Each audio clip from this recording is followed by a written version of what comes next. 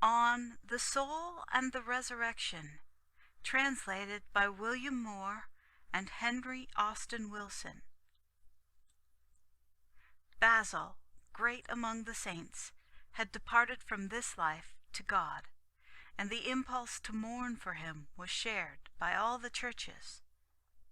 But his sister, the teacher, was still living, and so I journeyed to her, yearning for an interchange of sympathy over the loss of her brother. My soul was truly sorrow-stricken by this grievous blow, and I sought for one who could feel it equally, to mingle my tears with.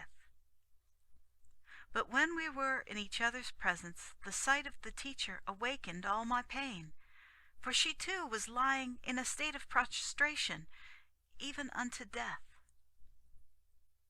Well, she gave in to me for a while, like a skilful driver, in the ungovernable violence of my grief. And then she tried to check me by speaking, and to correct with the curb of her reasonings the disorder of my soul. She quoted the Apostle's words about the duty of not being grieved for them that sleep, because only men without hope have such feelings. With a heart still fermenting with my pain, I asked, "How can that ever be practiced by mankind?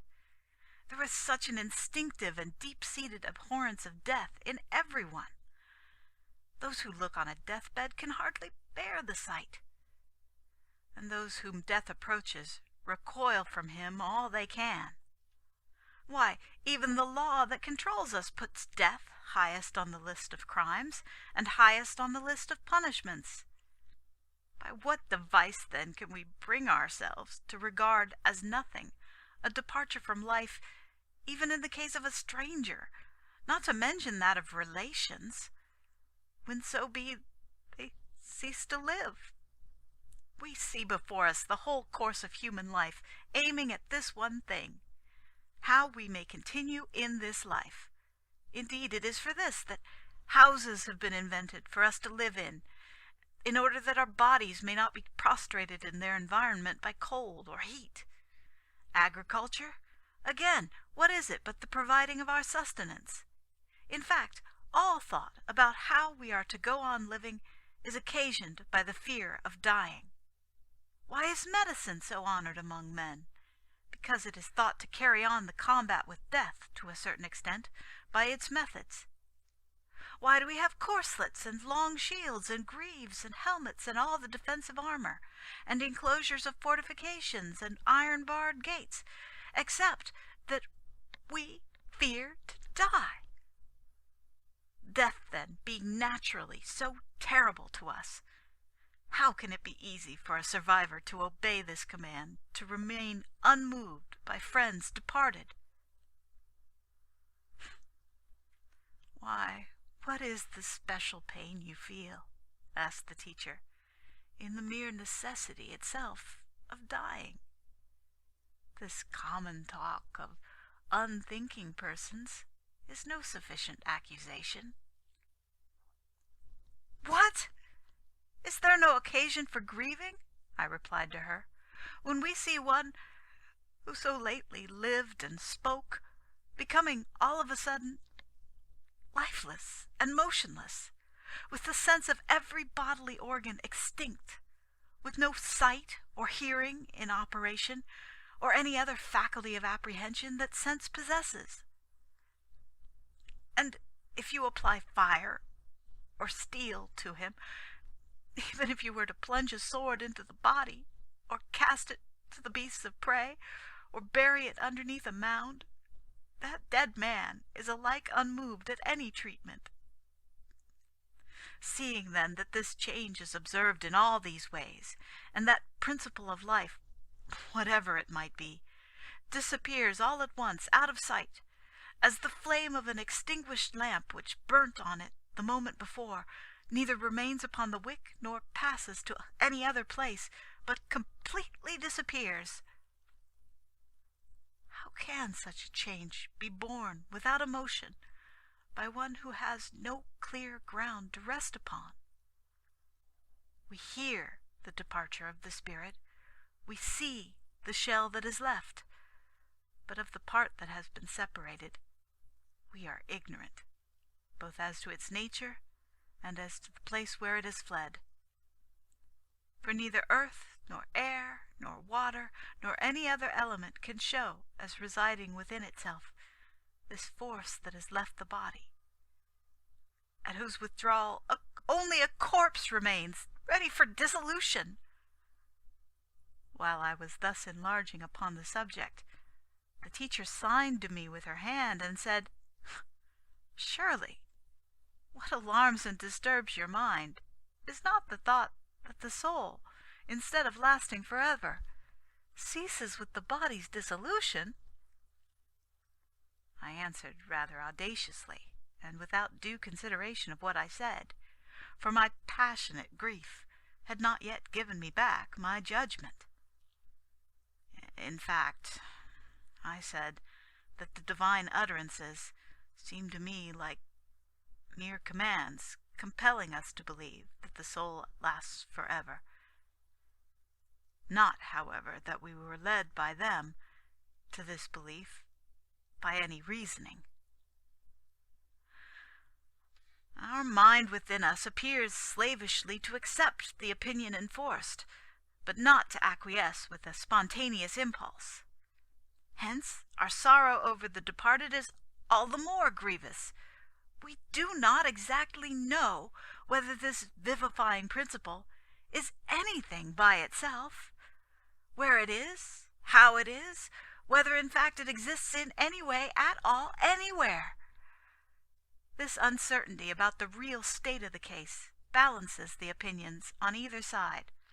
Many adopt the one view, many the other, and indeed there are certain persons of no small philosophical reputation among the Greeks who have held and maintained this which I have just said.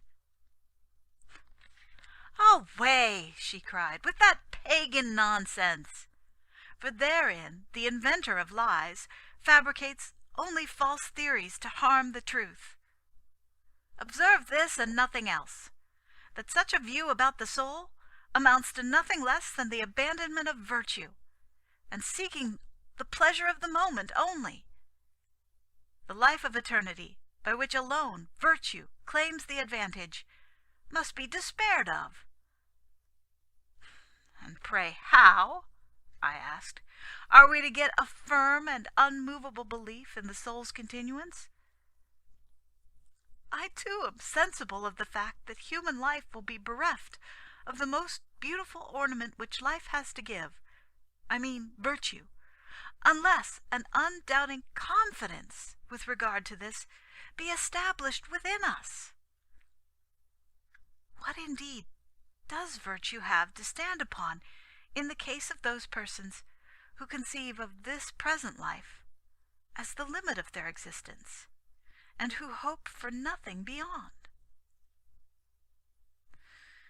"Well," replied the teacher, "we must seek where we may get a beginning for our discussion upon this point.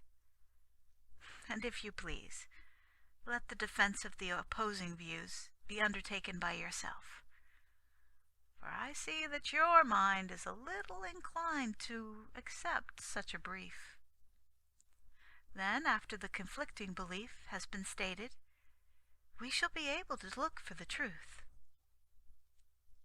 When she made this request, and I had deprecated the suspicion that I was making the objections in real earnest, instead of only wishing to get a firm ground for the belief about the soul, by calling into court first what is aimed against this view, I began. End of Part 1 of On the Soul and the Resurrection. On the Soul and the Resurrection by St. Gregory of Nyssa.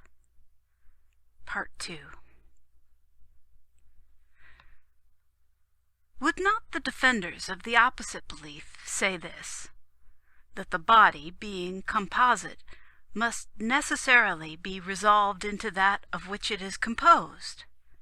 And when the coalition of elements in the body ceases, Each of those elements naturally gravitates toward its kindred element with the irresistible bias of like to like. The heat in us will thus unite with heat, the earthy with the solid, and each of the other elements also will pass toward its like. Where then will the soul be after that?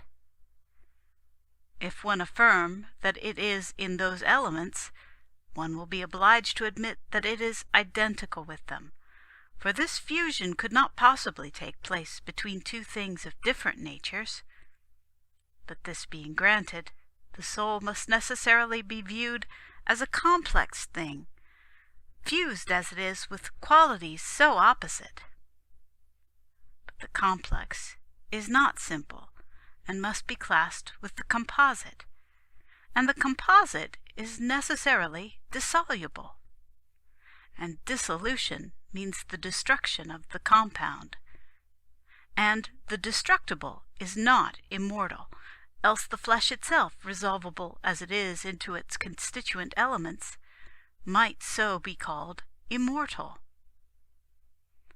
If, on the other hand, the soul is something other than these elements, where can our reason suggest a place for it to be, when it is thus, by virtue of its alien nature, not to be discovered in these elements, and there is no other place in the world either where it may continue, in harmony with its own peculiar character, to exist?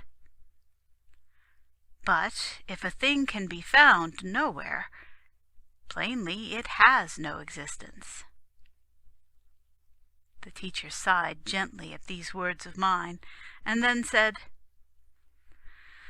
"Maybe these were the objections, or such as these, that the Stoics and Epicureans collected at Athens made in answer to the apostle. I hear that Epicurus carried his theories in this very direction. The framework of things was to his mind a fortuitous and mechanical affair, without a providence penetrating its operations. And as a piece with this, he thought that human life was like a bubble, existing only as long as the breath within was held in by the enveloping substance, inasmuch as our body was a mere membrane, as it were, encompassing a breath, and that, on the collapse of the inflation, the imprisoned essence was extinguished. To him, the visible was the limit of existence. He made our senses the only means of our apprehension of things. He completely closed the eyes of his soul, and was incapable of seeing anything in the intelligible and immaterial world, just as a man who is imprisoned in a cabin whose walls and roof obstruct the view outside remains without a glimpse of all the wonders in the sky. Verily, everything in the universe that is seen to be an object of sense is like an earthen wall, forming in itself a barrier between the narrower souls and that intelligible world which is ready for their contemplation. And it is the earth and water and fire alone that such behold. Whence comes each of these elements, in what and by what they are encompassed, such souls, because of their narrowness, cannot detect. While the sight of a garment suggests to anyone the weaver of it, and the thought of the shipwright comes at the sight of the ship, and the hand of the builder is brought to the mind of him who sees the building, these little souls gaze upon the world, but their eyes are blind to him whom all this that we see around us makes manifest. And so they propound their clever and pungent doctrines about the soul's vanishment, body from elements, and elements from body, and besides, the impossibility of the soul's self-existence, if it is not to be one of these elements or lodged in one. For if these opponents suppose that by virtue of the soul not being akin to the elements, it is nowhere after death. They must propound, to begin with, the absence of the soul from fleshly life as well, seeing that the body itself is nothing but a concourse of those elements. And so they must not tell us that the soul is to be found there either, independently vivifying their compound. If it is not possible for the soul to exist after death, though the elements do, then I say, according to this teaching, our life as well is proved to be nothing else but death. But if, on the other hand, they do not make the existence of the soul now in the body a question for doubt, how can they maintain its evanishment when the body is resolved into its elements? Then, secondly, they must employ an equal audacity against the God in this nature too. For how can they assert that the intelligible and immaterial unseen can be dissolved and diffused into the wet and the soft, as also into the hot and the dry, and so hold together the universe in existence through being, though not of a kindred nature with the things which it penetrates, yet not thereby incapable of so penetrating them? Let them therefore remove from their system the very deity who upholds the world. This is the very point, I said, upon which our adversaries cannot fail to have doubts, viz., that all things depend on God and are encompassed by him, or that there is any divinity at all transcending the physical world. It would be more fitting, she cried, to be silent about such doubts, and not deign to make any answer to such foolish and wicked propositions. For there is a divine precept forbidding us to answer a fool in his folly. And he must be a fool, as the prophet declares, who says that there is no God. But since one needs must speak, I will urge upon you an argument which is not mine, nor that of any human being, for it would then be of small value whoever spoke it, but an argument which the whole creation enunciates by the medium of its wonders to the audience of the eye, with a skilful and artistic utterance that reaches the heart. Creation proclaims outright the Creator. For the very heavens, as the prophet says, declare the glory of God with their unutterable words.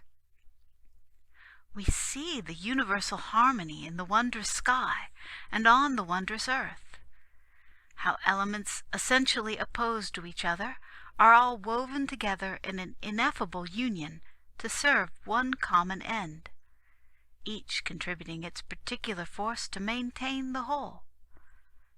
How the unmingling and mutually repellent do not fly apart from each other by virtue of their peculiarities, any more than they are destroyed when compounded by such contrariety.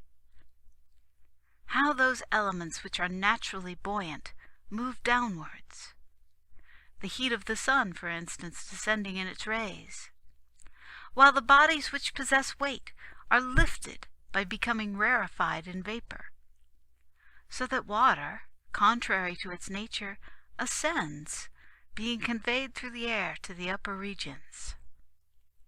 How, too, that fire of the firmament so penetrates the earth that even its abysses feel the heat.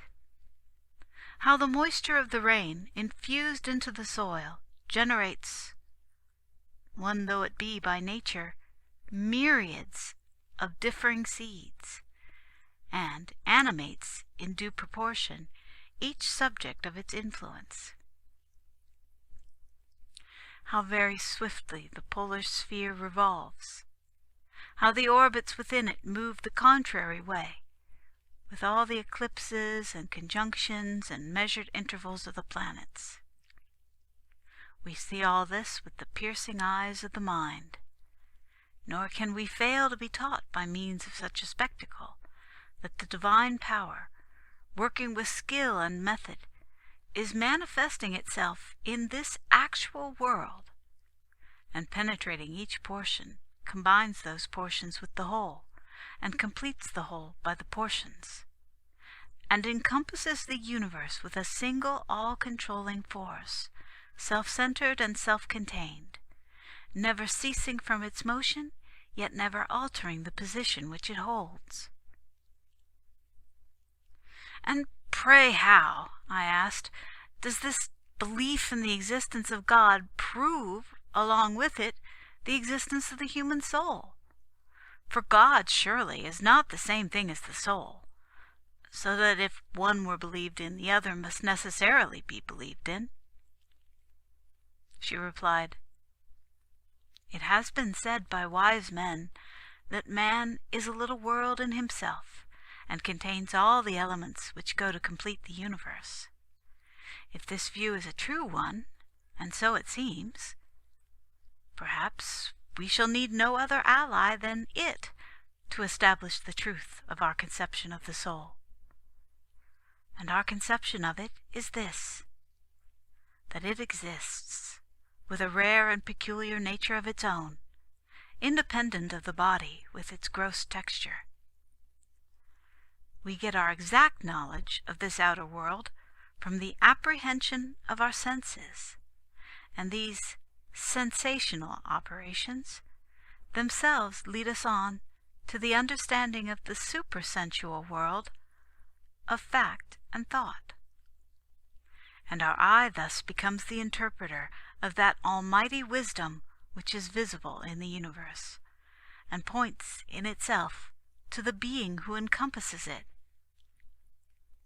Just so, when we look to our inner world, we find no slight grounds there also, in the known, for conjecturing the unknown.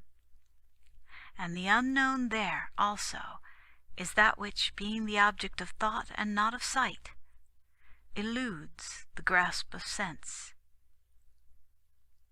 I rejoined, "Nay, it may be very possible to infer a wisdom transcending the universe from the skilful and artistic designs observable in this harmonized fabric of physical nature, but, as regards the soul, what knowledge is possible to those who would trace, from any indications the body has to give, the unknown through the known?" "Most certainly," the Virgin replied, "to those who wish to follow the wise proverb and know themselves, the soul herself is a competent instructress. Of the fact, I mean, that she is an immaterial and spiritual thing, working and moving in a way corresponding to her peculiar nature, and evincing these peculiar emotions through the organs of the body. For this bodily organization exists the same even in those who have just been reduced by death to the state of corpses. But it remains without motion or action, because the force of the soul is no longer in it. It moves only when there is sensation in the organs, and not only that, but the mental force, by means of that sensation, penetrates with its own impulses and moves whither it will all those organs of sensation." "What then," I asked, "is the soul? Perhaps there may be some possible means of delineating its nature, so that we may have some comprehension of this subject in the way of a sketch." "Its definition," the teacher replied, "has been attempted in different ways by different writers, each according to his own bent. But the following is our opinion about it. The soul is an essence, created and living and intellectual, transmitting from itself to an organized and sentient body the power of living and of grasping objects of sense, as long as a natural constitution capable of this holds together. Saying this, she pointed to the physician who was sitting to watch her state, and said, "There is a proof of what I say, close by us. How, I ask, does this man, by putting his fingers to feel the pulse, hear, in a manner, through this sense of touch, nature calling loudly to him and telling him of her peculiar pain? In fact, that the disease in the body is an inflammatory one, and that the malady originates in this or that internal organ, and that there is such and such a degree of fever. How, too, is he taught by the agency of the eye other facts of this kind, when he looks to see the posture of the patient and watches the wasting of the flesh? As, too, the state of the complexion, pale somewhat and bilious, and the gaze of the eyes, as is the case with those in pain, involuntarily inclining to sadness, indicate the internal condition. So the ear gives information of the like, ascertaining the nature of the malady by the shortness of the breathing, and by the groan that comes with it. One might say that even the sense of smell in the expert is not incapable of detecting the kind of disorder, but that it notices the secret suffering of the vitals in the particular quality of the breath. Could this be so, if there were not a certain force of intelligence present in each organ of the senses? What would our hand have taught us of itself, without thought conducting it from feeling to understanding the subject before it? What would the ear, as separate from mind, or the eye, or the nostril, or any other organ, have helped toward the settling of the question all by themselves? Verily, it is most true what one of heathen culture is recorded to have said, that it is the mind that sees and the mind that hears. Else, if you will not allow this to be true, you must tell me why, when you look at the sun, as you have been trained by your instructor to look at him, you assert that he is not in the breadth of his disk, the size he appears to the many, but that he exceeds by many times the measure of the entire earth. Do you not confidently maintain that it is so, because you have arrived by reasoning through phenomena at the conception of such and such a movement, of distances of such and such of time and space, of such causes of eclipse?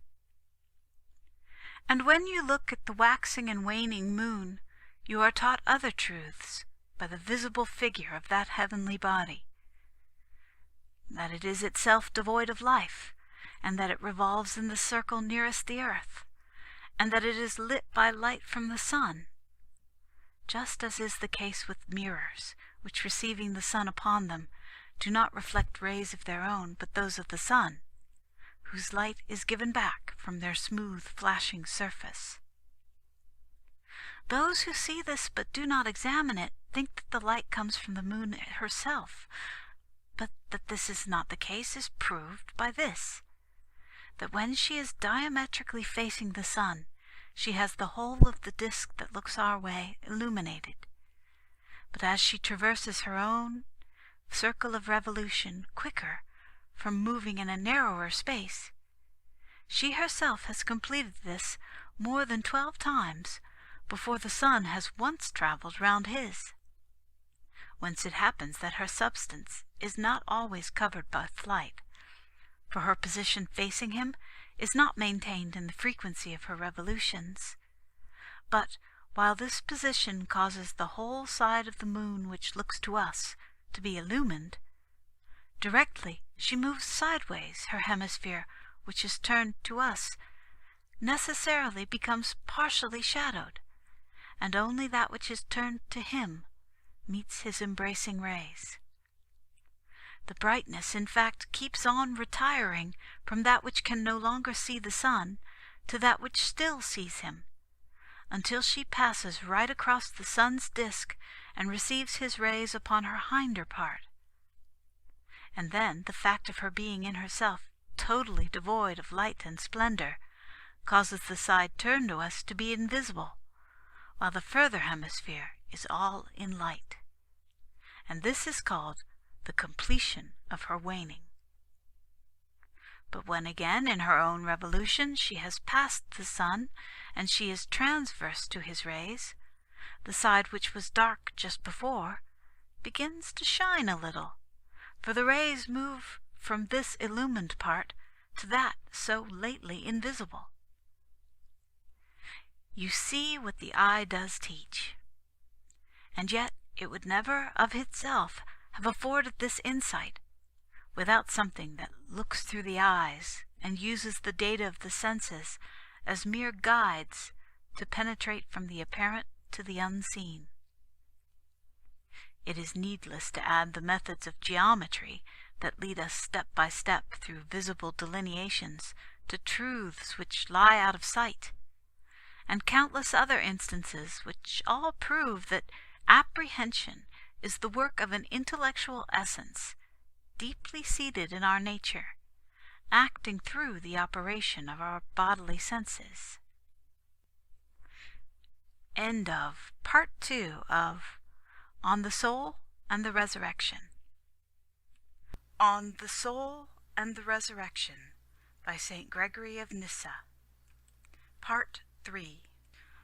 But what, I asked, if insisting on the great differences which, in spite of a certain quality of matter shared alike by all elements in their visible form, exist between each particular kind of matter? Motion, for instance, is not the same in all, some moving up, some down, nor form nor quality either. If someone were to say that there was in the same manner, incorporated in or belonging to these elements, a certain force as well, which affects these intellectual insights and operations by a purely natural effort of their own, such effects, for instance, as we often see produced by the mechanists, in whose hands matter, combined according to the rules of art, thereby imitates nature, exhibiting resemblance not in figure alone, but even in motion, so that when the piece of mechanism sounds in its resonant part, it mimics a human voice, without, however, our being able to perceive anywhere any mental force working out the particular figure or character, sound, and movement. Suppose, I say, we were to affirm that all this was produced as well in the organic machine of our own natural bodies, without any intermixture of a special thinking substance, but owing simply to an inherent motive power of the elements within us, accomplishing by itself these operations, to nothing else in fact but an impulsive movement working for the cognition of the object before us. Would not then the fact stand proved of the absolute non-existence of that intellectual and impalpable being, the soul, which you talk of?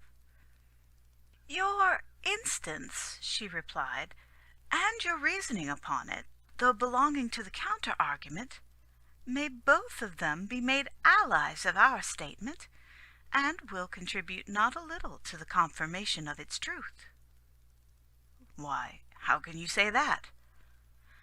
Because, you see, so to understand, manipulate, and dispose the soulless matter, that the art which is stored away in such mechanisms becomes almost like a soul to the material, in all the various ways in which it mocks movement, in figure and voice and so on, may be turned into a proof of there being something in man whereby he shows an innate fitness to think out within himself, through the contemplative and inventive faculties, such thoughts, and having prepared such mechanisms in theory, to put them into practice by manual skill, and exhibit in matter the product of his mind. First, for instance, he saw by dint of thinking that to produce any sound there is need of some wind, and then, with a view to produce wind in the mechanism, he previously ascertained by a course of reasoning and close observation of the nature of elements that there is no vacuum at all in the world, but that the lighter is to be considered a vacuum only by comparison with the heavier, seeing that the air itself, taken as a separate subsistence, is crowded quite full. It is by an abuse of language that a jar is said to be empty, for when it is empty of any liquid, it is none the less, even in this state, full to the eyes of the experienced. A proof of this is that a jar, when put into a pool of water, is not immediately filled, but at first floats on the surface, because the air it contains helps to buoy up its rounded sides, till at last the hand of the drawer of the water forces it down to the bottom, and when there it takes in water by its neck, during which process it is shown not to have been empty even before the water came. For there is the spectacle of a sort of combat going on in the neck between the two elements, the water being forced by its weight into the interior, and therefore streaming in, the imprisoned air, on the other hand, being straitened for room by the gush of water along the neck, and so rushing in the contrary direction. Thus the water is checked by the strong current of air, and gurgles and bubbles against it. Men observed this, and devised, in accordance with this property of the two elements, a way of introducing air to work their mechanism. They made a cavity of some hard stuff, and prevented the air in it from escaping in any direction, and then introduced water into this cavity through its mouth, apportioning the quantity of water according to requirement. Next they allowed an exit in the opposite direction to the air, so that it passed into a pipe placed ready to hand, and in so doing, being violently constrained by the water, became a blast, and this, playing on the structure of the pipe, produced a note. Is it not clearly proved by such visible results that there is a mind of some kind in man, something other than that which is visible, which by virtue of an invisible thinking nature of its own, first prepares by inward invention such devices, and then, when they have been so matured, brings them to the light, and exhibits them in the subservient matter? For if it were possible to ascribe such wonders, as the theory of our opponents does, to the actual constitution of the elements, why, we should have these mechanisms building themselves spontaneously. The bronze would not wait for the artist to be made into the likeness of a man, but would become such by an innate force.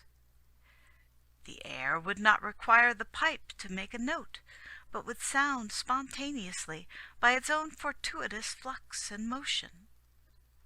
And the jet of the water upwards would not be, as it now is, the result of an artificial pressure, forcing it to move in an unnatural direction, but the water would rise into the mechanism of its own accord, finding in that direction a natural channel. But if none of these results are produced spontaneously by elemental force, but on the contrary, each element is employed at will by artifice, and if artifice is a kind of movement and activity of mind, will not the very consequences of what has been urged by way of objection show us mind as something other than the thing perceived? That the thing perceived, I replied, is not the same as the thing not perceived, I grant. But I do not discover any answer to our question in such a statement. It is not yet clear to me what we are to think that thing not perceived to be. All I have been shown by your argument is that it is not anything material, and I do not yet know the fitting name for it. I wanted especially to know what it is, not what it is not. We do learn, she replied, much about many things by this very same method, inasmuch as in the very act of saying a thing is not so-and-so, we, by implication, interpret the very nature of the thing in question. For instance, when we say guileless, we indicate a good man. When we say unmanly, we have expressed the idea that the man is a coward. And it is possible to suggest a great many things in like fashion, wherein we either convey the idea of goodness by the negation of badness, or vice versa. Well then, if one thinks so, with regard to the matter now before us, one will not fail to gain a proper conception of it. The question is, what are we to think of mind in its very essence? Now, granted that the inquirer has had his doubts set at rest as to the existence of the thing in question, owing to the activities which it displays to us, and only wants to know what it is, he will have adequately discovered it by being told that it is not that which our senses perceive, neither a color, nor a form, nor a hardness, nor a weight, nor a quantity, nor a cubic dimension, nor a point, nor anything else perceptible in matter. Supposing, that is, that there does exist a something beyond all these. Here I interrupted her discourse. If you leave all these out of the account, I do not see how you can possibly avoid cancelling along with them the very thing which you are in search of. I cannot at present conceive to what, as apart from these, the perceptive activity is to cling. For on all occasions in investigating with the scrutinizing intellect the contents of the world, we must, so far as we put our hand at all on what we are seeking, inevitably touch, as blind men feeling along the walls for the door, some one of the things aforesaid. We must come on color, or form, or quantity, or something else on your list. And when it comes to saying that the thing is none of them, our feebleness of mind induces us to suppose that it does not exist at all. "Shame on such absurdity," said she, indignantly interrupting. "A fine conclusion this narrow-minded, grovelling view of the world brings us to. If all that is not cognizable by sense is to be wiped out of existence, the all-embracing power that presides over things is admitted by this same assertion not to be. Once a man has been told about the non-material and invisible nature of the deity, he must perforce with such a premise reckon it as absolutely non-existent. If, on the other hand, the absence of such characteristics, in his case, does not constitute any limitation on his existence, how can the mind of man be squeezed out of existence along with this withdrawal, one by one, of each property of matter?" "Well, then," I retorted, "we only exchange one paradox for another in arguing in this way, for our reason will be reduced to the conclusion that the deity and the mind of man are identical, if it be true that neither can be thought of except by the withdrawal of all the data of sense." "Say not so," she replied. "To talk so also is blasphemous. Rather, as the Scripture tells you, say that the one is like the other. For that which is made in the image of the deity necessarily possesses a likeness to its prototype in every respect. It resembles it in being intellectual, immaterial, unconnected with any notion of weight, and in eluding any measurement of its dimensions. Yet, as regards its own peculiar nature, It is something different from that other. Indeed, it would no longer be an image if it were altogether identical with that other. But where we have a big letter alpha in that uncreate prototype, we have a little letter alpha in the image. Just as in a minute particle of glass, when it happens to face the light, the complete disk of the sun is often to be seen, not represented thereon in proportion to its proper size, but so far as the minuteness of the particle admits of its being represented at all. Thus do the reflections of those ineffable qualities of deity shine forth within the narrow limits of our nature. And so our reason, following the lead of these reflections, will not miss grasping the mind in its essence by clearing away from the question all corporeal qualities. Nor, on the other hand, will it bring the pure and infinite existence to the level of that which is perishable and little. It will regard this essence of the mind as an object of thought only, since it is the image of an existence which is such, but it will not pronounce this image to be identical with the prototype.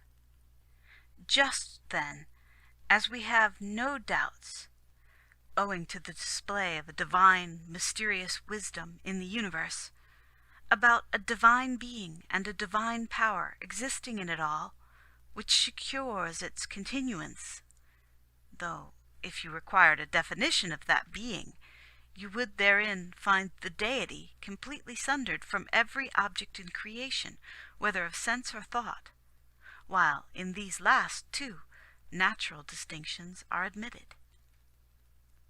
So too there is nothing strange in the soul's separate existence as a substance, whatever we may think that substance to be, being no hindrance to her actual existence, in spite of the elemental atoms of the world not harmonizing with her in the definition of her being.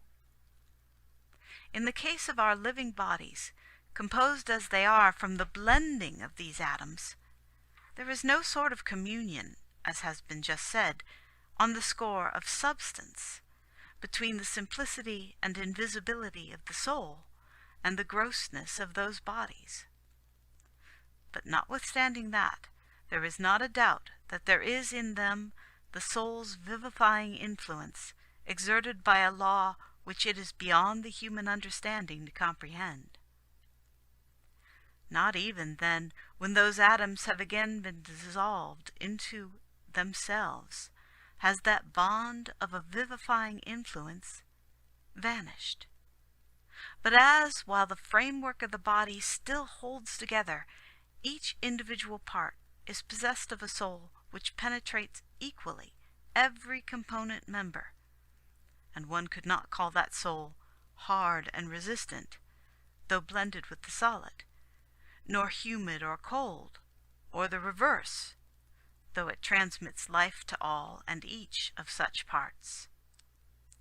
So, when that framework is dissolved, and has returned to its kindred elements, there is nothing against probability that that simple and incomposite essence, which has once for all, by some inexplicable law, grown with the growth of the bodily framework, should continually remain beside the atoms with which it has been blended, and should in no way be sundered from a union once formed. For it does not follow that because the composite is dissolved, the incomposite must be dissolved with it. End of Part 3 of On the Soul and the Resurrection. On the Soul and the Resurrection by St. Gregory of Nyssa, Part 4. That those atoms, I rejoined, should unite and again be separated, and that this constitutes the formation and dissolution of the body, no one would deny. But we have to consider this. There are great intervals between these atoms, They differ from each other both in position and also in qualitative distinctions and peculiarities. When indeed these atoms have all converged upon the given subject, it is reasonable that that intelligent and undimensional essence which we call the soul should cohere with that which is so united.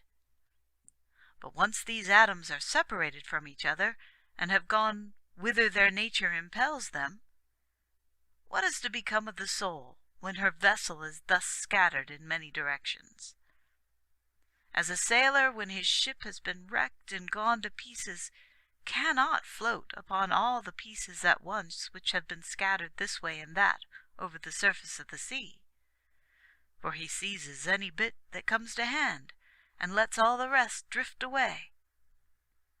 In the same way the soul, being by nature incapable of dissolution along with the atoms, will, if she finds it hard to be parted from the body altogether, cling to some one of them.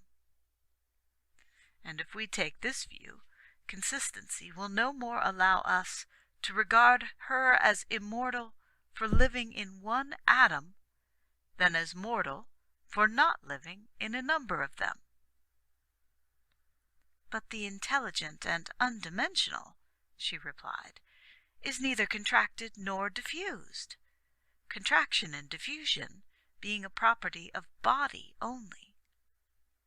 But by virtue of a nature which is formless and bodiless, it is present with the body equally in the contraction and in the diffusion of its atoms, and it is no more narrowed by the compression which attends the uniting of the atoms than it is abandoned by them when they wander off to their kindred, however wide the interval is held to be which we observe between alien atoms.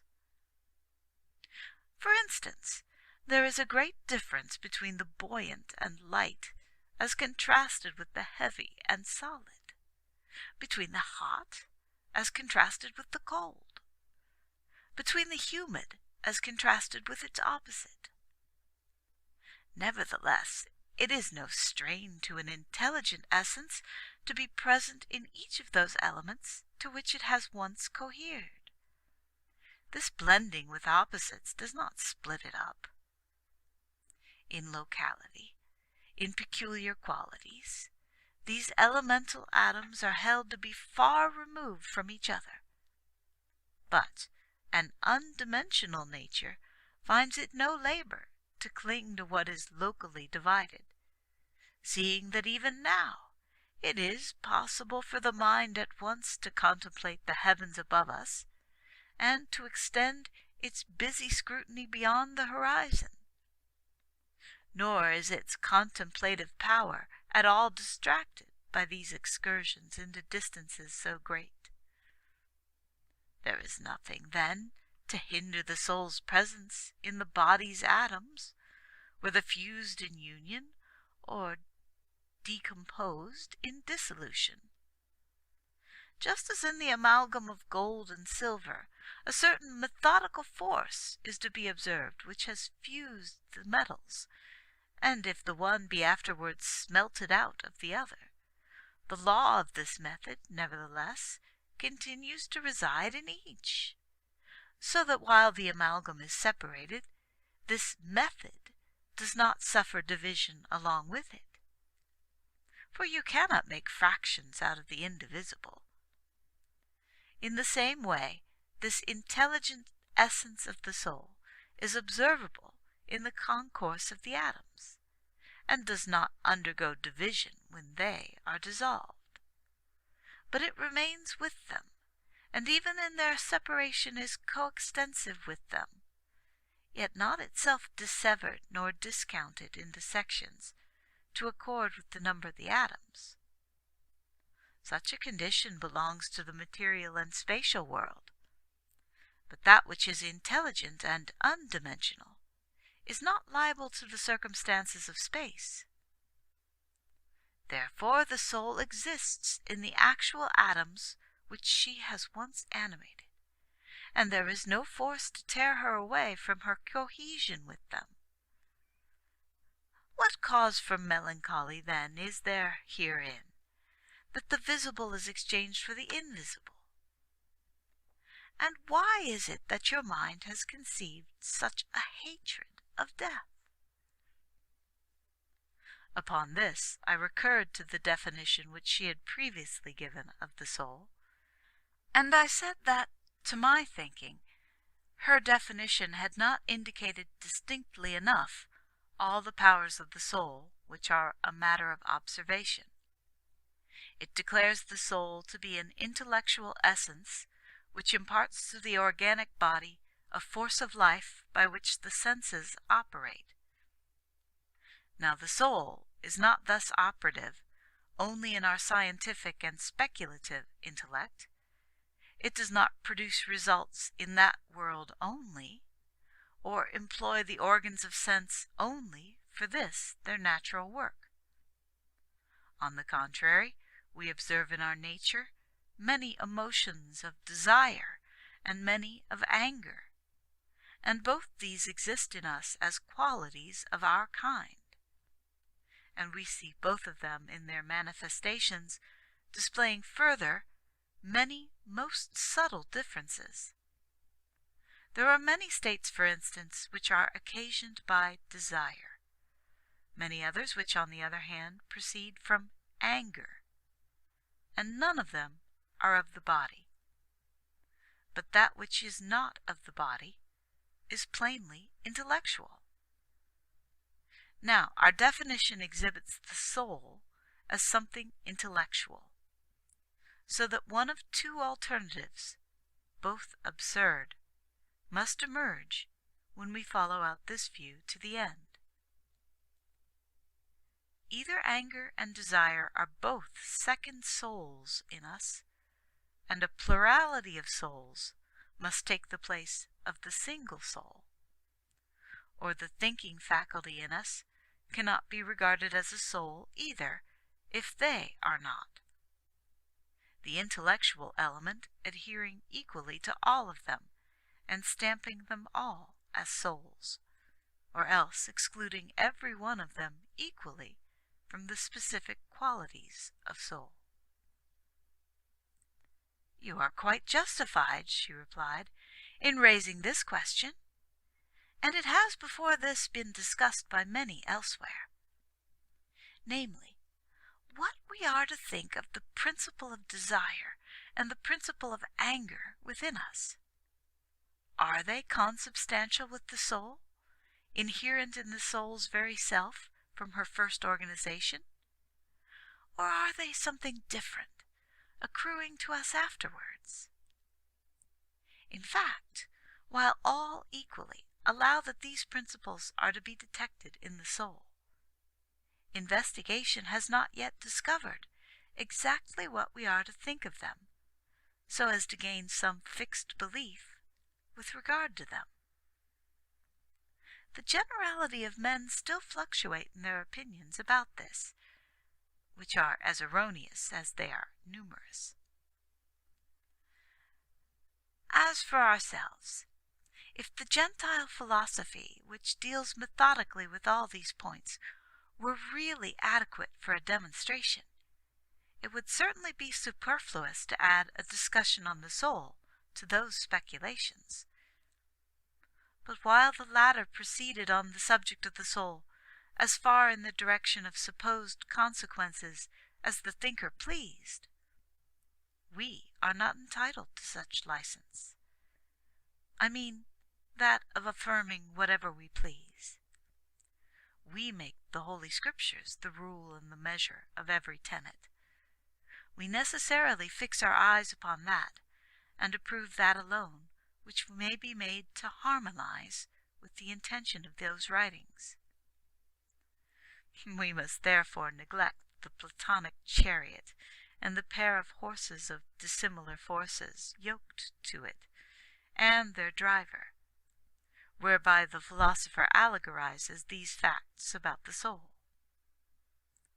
We must neglect also all that is said by the philosopher who succeeded him, and who followed out probabilities by rules of art, and diligently investigated the very question now before us, declaring that the soul was mortal by reason of these two principles. We must neglect all before and since their time, whether they philosophized in prose or in verse, and we will adopt as the guide of our reasoning the Scripture, which lays it down as an axiom that there is no excellence in the soul which is not a property as well of the divine nature. For he who declares the soul to be God's likeness asserts that anything foreign to him is outside the limits of the soul. Similarity cannot be retained in those qualities which are diverse from the original. Since then nothing of the kind we are considering is included in the conception of the divine nature, one would be reasonable in surmising that such things are not consubstantial with the soul either. Now, to seek to build up our doctrine by rule of dialectic, and the knowledge which draws and destroys conclusions, involves a species of discussion which we shall ask to be excused from, as being a weak and questionable way of demonstrating truth. Indeed, it is clear to everyone that that subtle dialectic possesses a force that may be turned both ways, as well as for the overthrow of truth as for the detection of falsehood.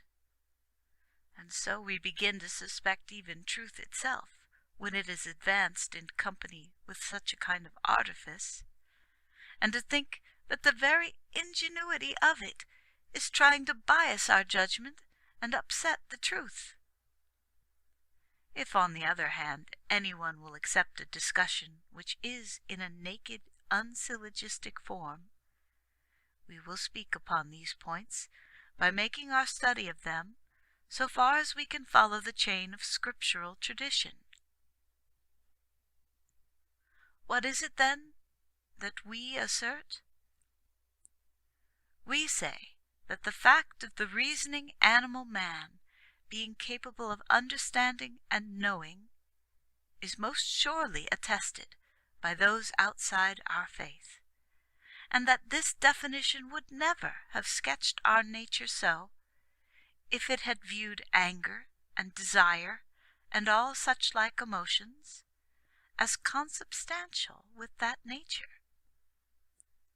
In any other case, one would not give a definition of the subject in hand by putting a generic instead of a specific quality.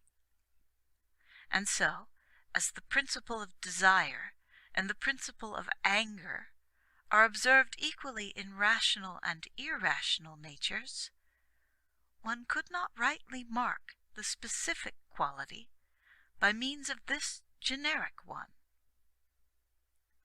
But how can that which, in defining a nature, is superfluous and worthy of exclusion, be treated as a part of that nature, and so available for falsifying that definition? Every definition of an essence looks to the specific quality of the subject in hand, and whatever is outside that speciality is set aside as having nothing to do with the required definition. Yet beyond question, these faculties of anger and desire are allowed to be common to all reasoning and brute natures. Anything common is not identical with that which is peculiar.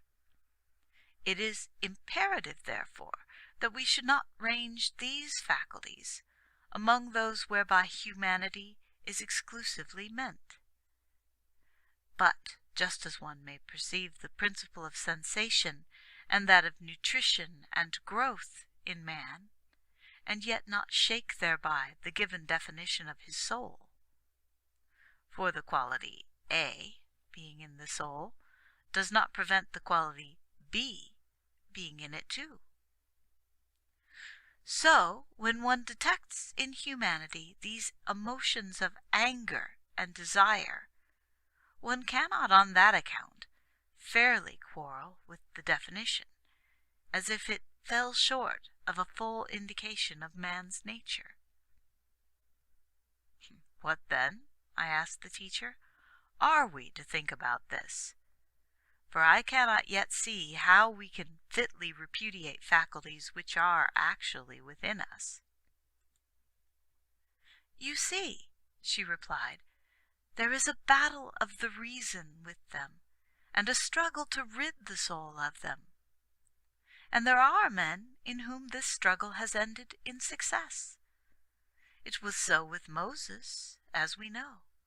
He was superior both to anger and desire, history testifying of him in both respects that he was meek beyond all men, and by meekness it indicates the absence of all anger and a mind quite devoid of resentment, and that he desired none of those things about which we see the desiring faculty, in the generality, so active.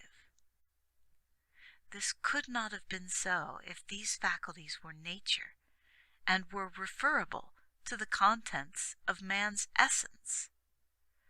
For it is impossible for one who has come quite outside his nature to be in existence at all.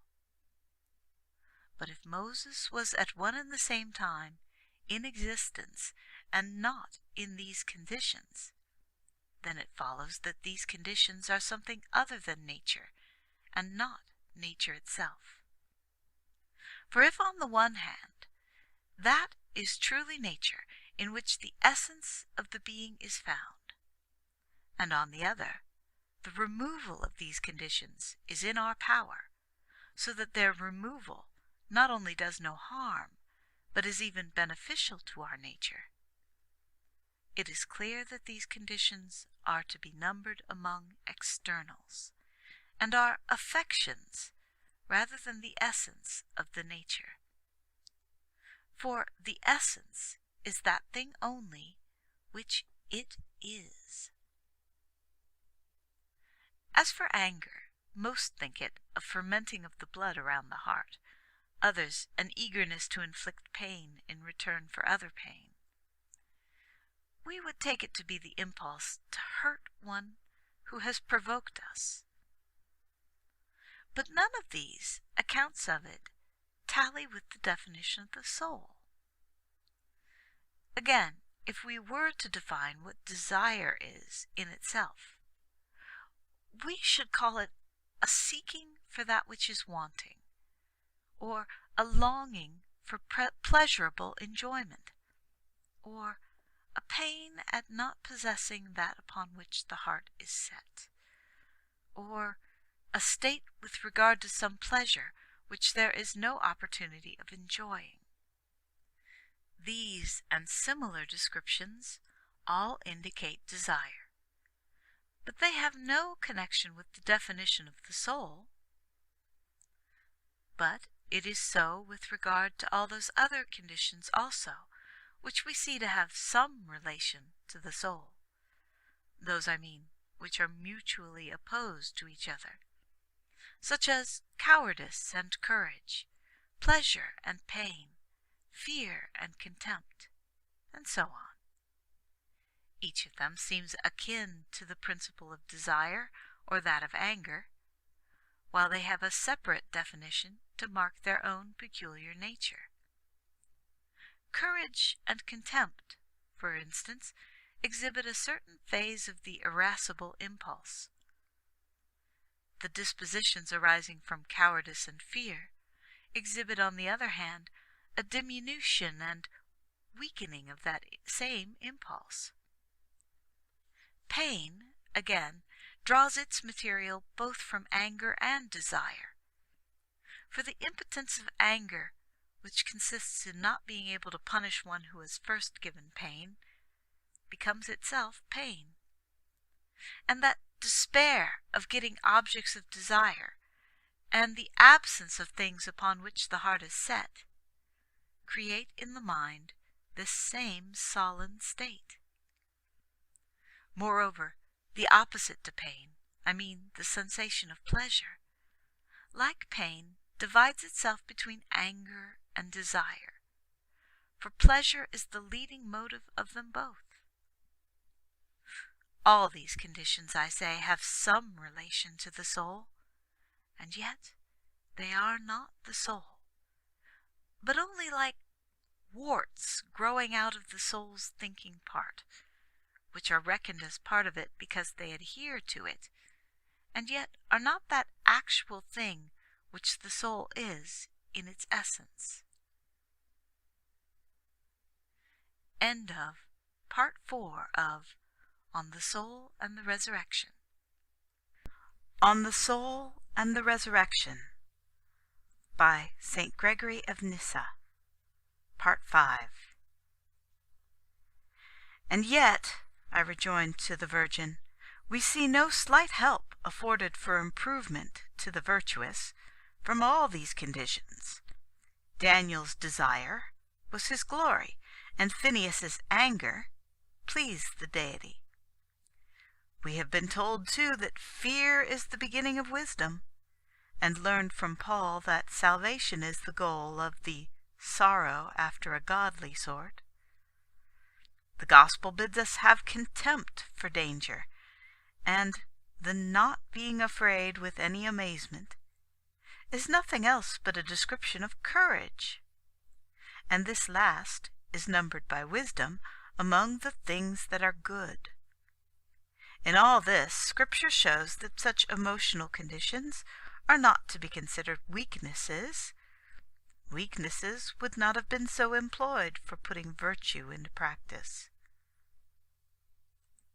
I think, replied the teacher, that I am myself responsible for this confusion arising from different accounts of the matter, for I did not state it as distinctly as I might have, by introducing a certain order of consequences for our consideration. Now, however, some such order shall, as far as it is possible, be devised, so that our essay may advance in the way of logical sequence, and so give no room for such contradictions. We declare, then, that the speculative, critical, and world-surveying faculty of the soul is its peculiar property by virtue of its very nature, and that thereby the soul preserves within itself the image of the divine grace, since our reason surmises that divinity itself, whatever it may be in its inmost nature, is manifested in these very things, universal supervision, and the critical discernment between good and evil. But all those elements of the soul which lie on the borderland, and are capable from their peculiar nature of inclining to either of two opposites, whose eventual determination to the good or to the bad depends on the kind of use they are put to. Anger, for instance, and fear, and any other such-like emotion of the soul, divested of which human nature cannot be studied. All these we reckon as accretions from without, because in the beauty, which is man's prototype, no such characteristics are to be found. Now, let the following statement be offered as a mere exercise in interpretation. I pray that it may escape the sneers of cavilling hearers.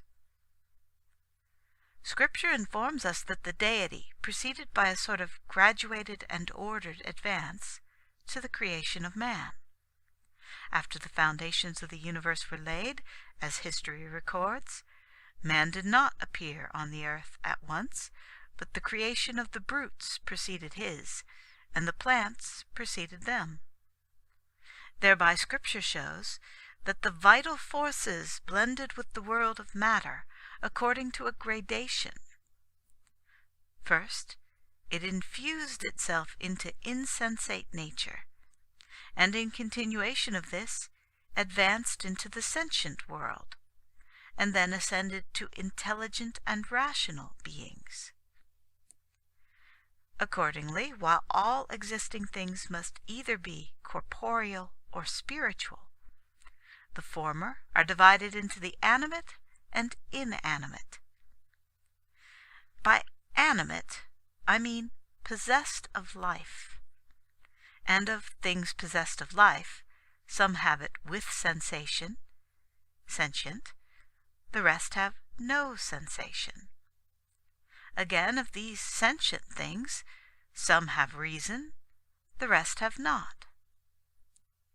Seeing then that this life of sensation could not possibly exist apart from the matter which is the subject of it, and the intellectual life could not be embodied either without growing in the sentient, on this account the creation of man is related as coming last, as of one who took up into himself every single form of life, both that of plants and that which is seen in brutes.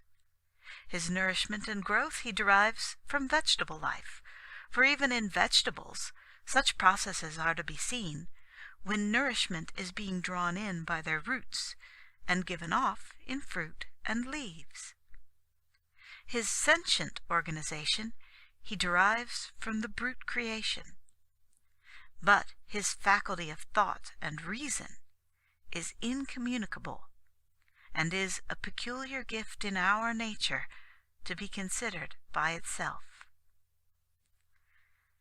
However, just as this nature has the instinct acquisitive of the necessaries to material existence, an instinct which, when manifested in us men, we call appetite, and as we admit this appertains to the vegetable form of life, since we can notice it there too, like so many impulses working naturally to satisfy themselves with their kindred aliment, and to issue in germination, so all the peculiar conditions of the brute creation are blended with the intellectual part of the soul. To them, she continued, belongs anger. To them belongs fear. To them all those other opposing activities within us, everything except the faculty of reason and thought.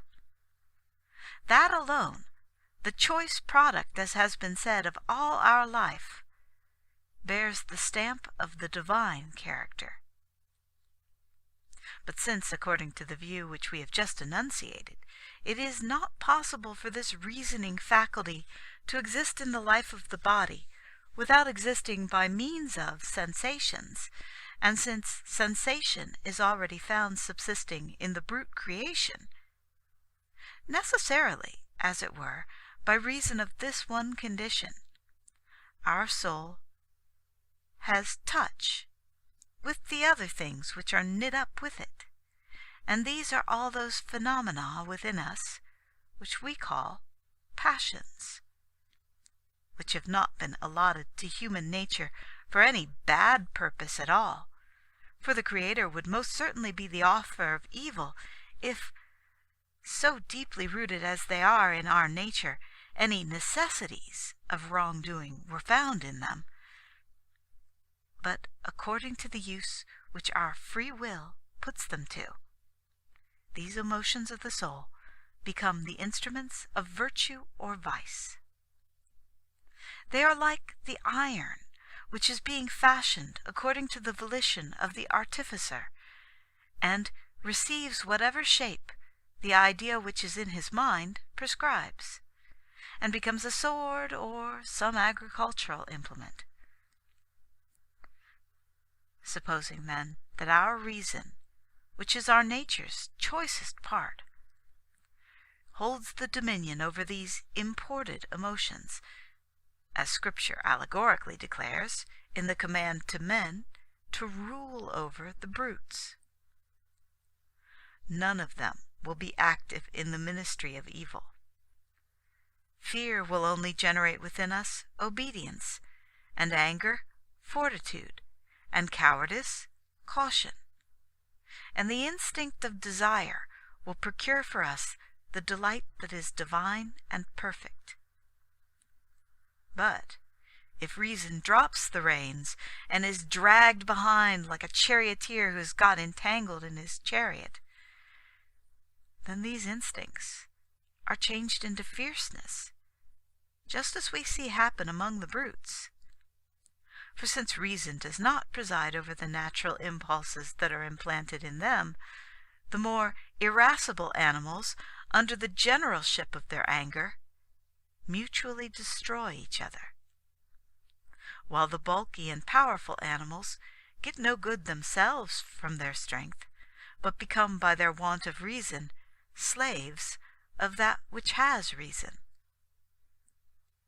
Neither are the activities of their desire for pleasure employed on any of the higher objects, nor does any other instinct to be observed in them result in any profit for themselves. Thus too with ourselves, if these instincts are not turned by reasoning into the right direction, and if our feelings get the mastery of our mind, the man is changed from a reasoning into an unreasoning being, and from God-like intelligence sinks by the force of these passions to the level of the brute. Much moved by these words, I said, "To anyone who reflects, indeed, your exposition, advancing as it does in this consecutive manner, though plain and unvarnished, bears sufficiently upon it the stamp of correctness, and hits the truth. And to those who are expert only in the technical methods of proof, a mere demonstration suffices to convince. But as for ourselves, we were agreed that there is something more trustworthy than any of these artificial conclusions, namely, that which the teachings of Holy Scripture point to. And so I deem that it is necessary to inquire, in addition to what has been said, whether this inspired teaching harmonizes with it all." "And who," she replied, "could deny that truth is to be found only in that upon which the seal of scriptural testimony is set? So, if it is necessary that something from the Gospels should be adduced in support of our view, a study of the parable of the wheat and the tares will not be out of place here. The householder there sowed good seed, and we are plainly the house. But the enemy, having watched for the time when men slept, sowed that which was useless in that which was good for food, setting the tares in the very middle of the wheat. The two kinds of seed grew up together, for it was not possible that seed put into the very middle of the wheat should fail to grow up with it. But the superintendent of the field forbids the servants to gather up the useless crop, on account of their growing at the very root of the opposite sort, so as not to root up the nutritious along with that foreign growth. Now, we think that Scripture means by the good seed the corresponding impulses of the soul, each one of which, if only they are cultivated for good, necessarily will put forth the fruit of virtue within us. But since there has been scattered among these the bad seed of the error of judgment as to the true beauty, which is alone in its intrinsic nature such, and since this last has been thrown into the shade by the growth of delusion which springs up along with it, for the active principle of desire does not germinate and increase in the direction of that natural beauty which was the object of its being sown in us, but it has changed its growth so as to move toward a bestial and unthinking state. This very error as to beauty carrying its impulse toward this result. And in the same way, the seed of anger does not steel us to be brave, but only arms us to fight with our own people. And the power of loving deserts its intellectual objects and becomes completely crazy for the immoderate enjoyment of the pleasures of sense. And so, in like manner, our other affections put forth the worse instead of the better growths. On account of this, the wise husbandman leaves this growth that has been introduced among his seed to remain there, so as to secure our not being altogether stripped of better hopes by desire having been rooted out along with that good-for-nothing growth. If our nature suffered such a mutilation, what will there be to lift us up to grasp the heavenly delights? If love is taken from us, how shall we be united to God? If anger is to be extinguished, what arms shall we possess against the adversary? Therefore, the husbandman leaves those bastard seeds within us, not for them always to overwhelm the more precious crop, but in order that the land itself, for so in his allegory he calls the heart, by its native inherent power, which is that of reasoning, may wither up the one growth, and may render the other fruitful and abundant. But if that is not done, then he commissions the fire to mark the distinction in the crops. If, then, a man indulges these affections in a due proportion, and holds them in his own power, instead of being held in theirs, employing them for an instrument, as a king does his subjects' many hands, then efforts toward excellence more easily succeed for him. But should he become their property, and as, when any slaves mutiny against their master, gets enslaved by those slavish thoughts, and ignominiously bows before them, a prey to his natural inferiors, he will be forced to turn to those employments which his imperious masters command. This being so, we shall not pronounce these emotions of the soul, which lie in the power of their possessors for good or for ill, to be either a virtue or a vice. But whenever their impulse is towards what is noble, then they become matter for praise, as his desire did for Daniel, and his anger for Phineas, and their grief to those who nobly mourn. But if they incline toward baseness, then these are and are called bad passions. She ceased after this statement, and allowed the discussion a short interval, in which I reviewed mentally all that had been said. End of Part 5. On the Soul and the Resurrection by St. Gregory of Nyssa, Part 6. I reviewed mentally all that had been said, and reverting to that former course of proof in her discourse, that it was not impossible that the soul, after the body's dissolution, should reside in its atoms, I again addressed her. Where is that much talked of and renowned Hades, then? The word is in frequent circulation, both in the intercourse of daily life and in the writings of the heathens and in our own. And all think that into it, as into a place of safekeeping, souls migrate from here. Surely you would not call your atoms that Hades? Clearly, replied the teacher, you have not quite attended to the argument. In speaking of the soul's migration from the seen to the unseen, I thought I had omitted nothing as regards the question about Hades. It seems to me that whether in the heathen or in the divine writings, this word for a place in which souls are said to be means nothing else but a transition to that unseen world of which we have no glimpse.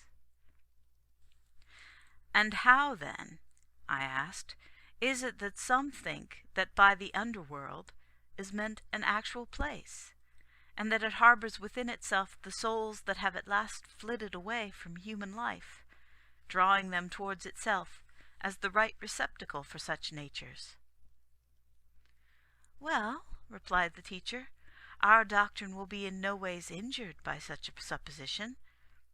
For if it is true what you say, and also that the vault of heaven prolongs itself so uninterruptedly that it encircles all things with itself, and that the earth and its surroundings are poised in the middle, and that the motion of all the revolving bodies is round this fixed and solid centre, then I say there is an absolute necessity that whatever may happen to each one of the atoms on the upper side of the earth, the same will happen on the opposite side, seeing that one single substance encompasses its entire bulk. As when the sun shines above the earth, the shadow is spread over its lower part, because its spherical shape makes it impossible to be clasped all round at one and the same time by the rays. And necessarily, on whatever side the sun's rays may fall on some particular part of the globe, if we follow a straight diameter, we will find a shadow upon the opposite point, and so continuously at the opposite end of the direct line of the rays, shadow moves round that globe, keeping pace with the sun, so that equally in their turn both the upper half and under half of the earth are in light and darkness. So by this analogy we have reason to be certain that whatever in our hemisphere is observed to befall the atoms, the same will befall them in that other hemisphere. The environment of the atoms being one and the same on every side of the earth, I deem it right neither to contradict nor yet favor those who raise the objection that we must regard either this or the lower region as assigned to the souls released. As long as this objection does not shake our central doctrine of the existence of those souls after the life in the flesh, there need be no controversy about the whereabouts to our mind, holding as we do that place is a property of body only, and that soul, being immaterial, is by no necessity of its nature detained in any place. But what, I asked, if your opponent should shield himself behind the Apostle, Paul, where he says that every reasoning creature in the restitution of all things is to look toward him who presides over the whole? In that passage in the Epistle to the Philippians, he makes mention of certain things that are under the earth. Every knee shall bow to him of things in heaven and things in earth and things under the earth.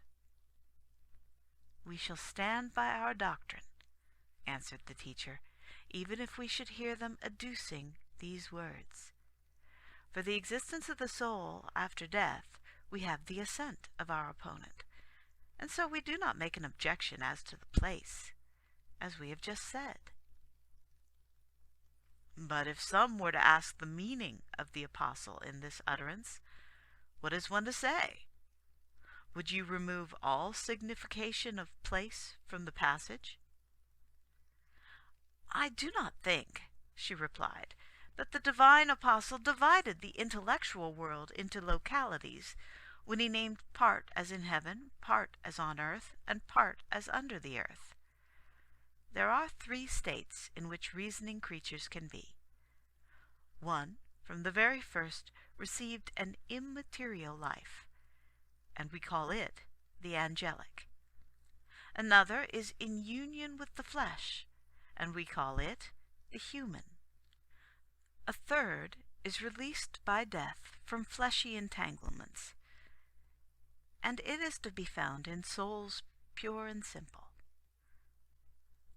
Now, I think that the divine apostle, in his deep wisdom, looked to this when he revealed the future concord of all these reasoning beings in the work of goodness, and that he puts the unembodied angel world in heaven, and that still involved with a body on earth, and that released from the body under the earth.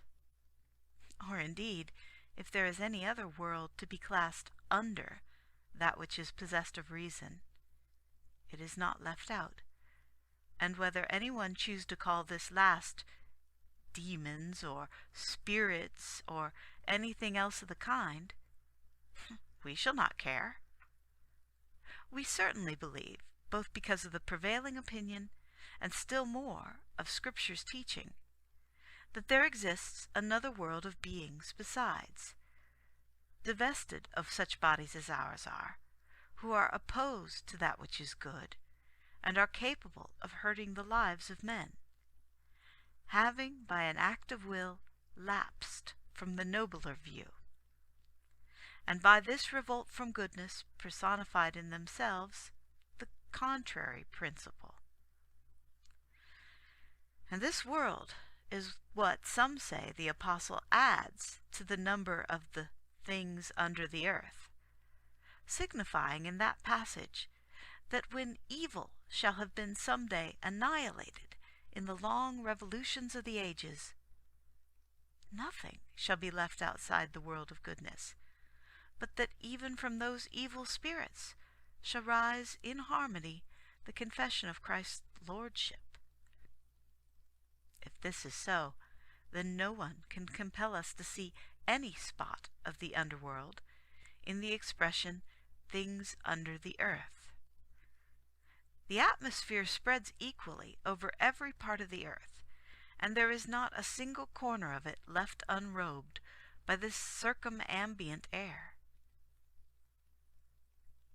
When she had finished, I hesitated a moment, and then said, I am not yet satisfied about the thing which we have been inquiring into. After all that has been said, my mind is still in doubt, and I beg that our discussion may be allowed to revert to the same line of reasoning as before, omitting only that upon which we are thoroughly agreed.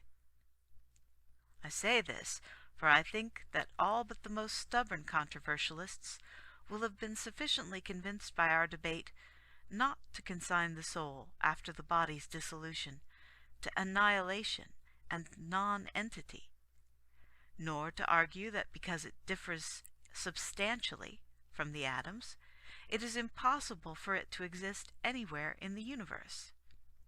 For however much a being that is intellectual and immaterial may fail to coincide with these atoms, it is in no way hindered, so far, from existing in them. And this belief of ours rests on two facts. Firstly, on the soul's existing in our bodies in this present life, though fundamentally different from them. And secondly, on the fact that the divine being, as our argument has shown, though distinctly something other than visible and material substances, nevertheless pervades each one among all existences, and by this penetration of the whole keeps the world in a state of being.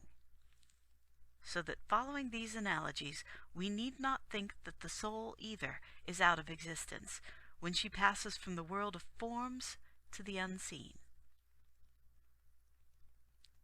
But how, I insisted, after the united whole of the atoms has assumed, owing to their mixing together, a form quite different, the form, in fact, with which the soul has been actually domesticated, by what mark, when this form, as we should have expected, is effaced along with the resolution of the atoms, shall the soul follow along them, now that the familiar form ceases to persist?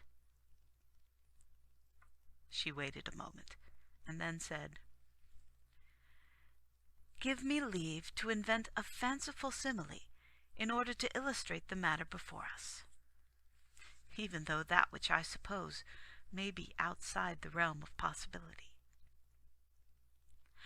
Granted possible, then, in the art of painting, not only to mix opposite colors, as painters are always doing, to represent a particular tint, but also to separate again this same mixture and restore to each of the colors its natural dye.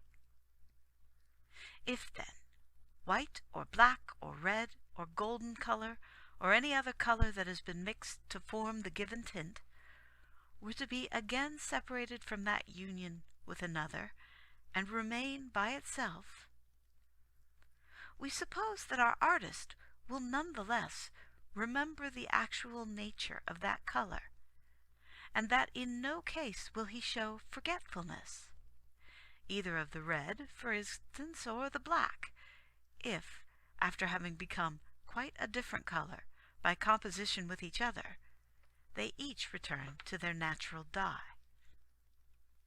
We suppose, I say, that our artist remembers the manner of the mutual blending of these colors, and so knows what sort of color was mixed with a given color, and what sort of color was the result, and how, the other color being ejected from the composition, the original color, in consequence of such release, resumed its own peculiar hue.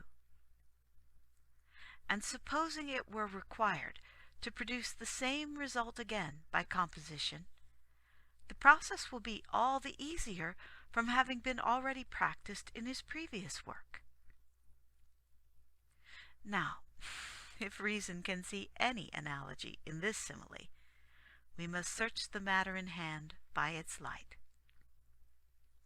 Let the soul stand for this art of the painter, and let the natural atoms stand for the colors of his art, and let the mixture of that tint compounded of the various dyes, and the return of these to their native state, which we have been allowed to assume, represent, respectively, the concourse and the separation of the atoms.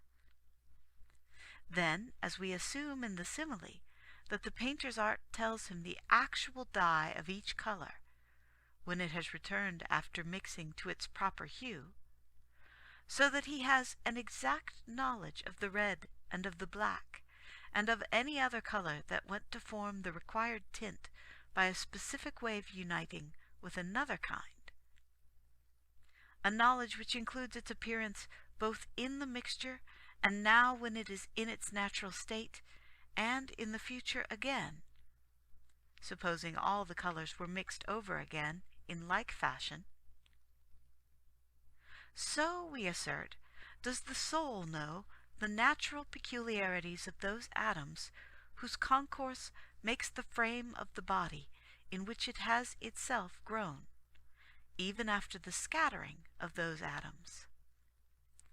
However far from each other their natural propensity and their inherent forces of repulsion urge them, and debar each from mingling with its opposite, none the less will the soul be near each by its power of recognition, and will persistently cling to the familiar atoms until their concourse after this division again takes place in the same way, for that fresh formation of the dissolved body, which will properly be and be called resurrection.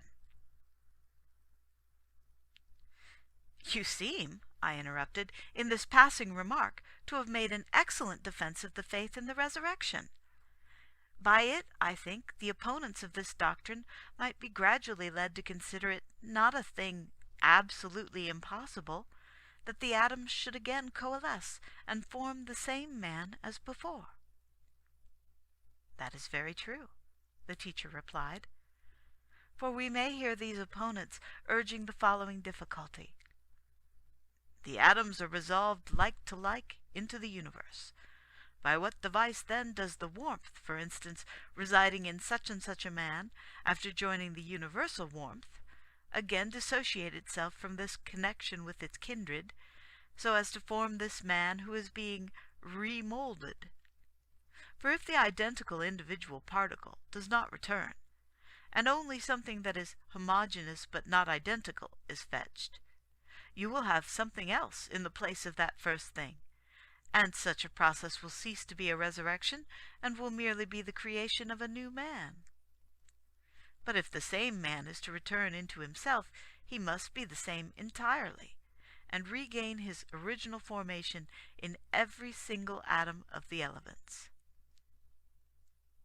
Then to meet such an objection, I rejoined, the above opinion about the soul will, as I said, avail, namely that she remains after dissolution in those very atoms in which she first grew up, and, like a guardian placed over private property, does not abandon them when they are mingled with their kindred atoms, and by the subtle ubiquity of her intelligence makes no mistake about them, with all their subtle minuteness, but diffuses herself along with those which belong to herself when they are being mingled with their kindred dust, and suffers no exhaustion in keeping up with the whole number of them when they stream back into the universe, but remains with them, no matter in what direction or what fashion nature may arrange them.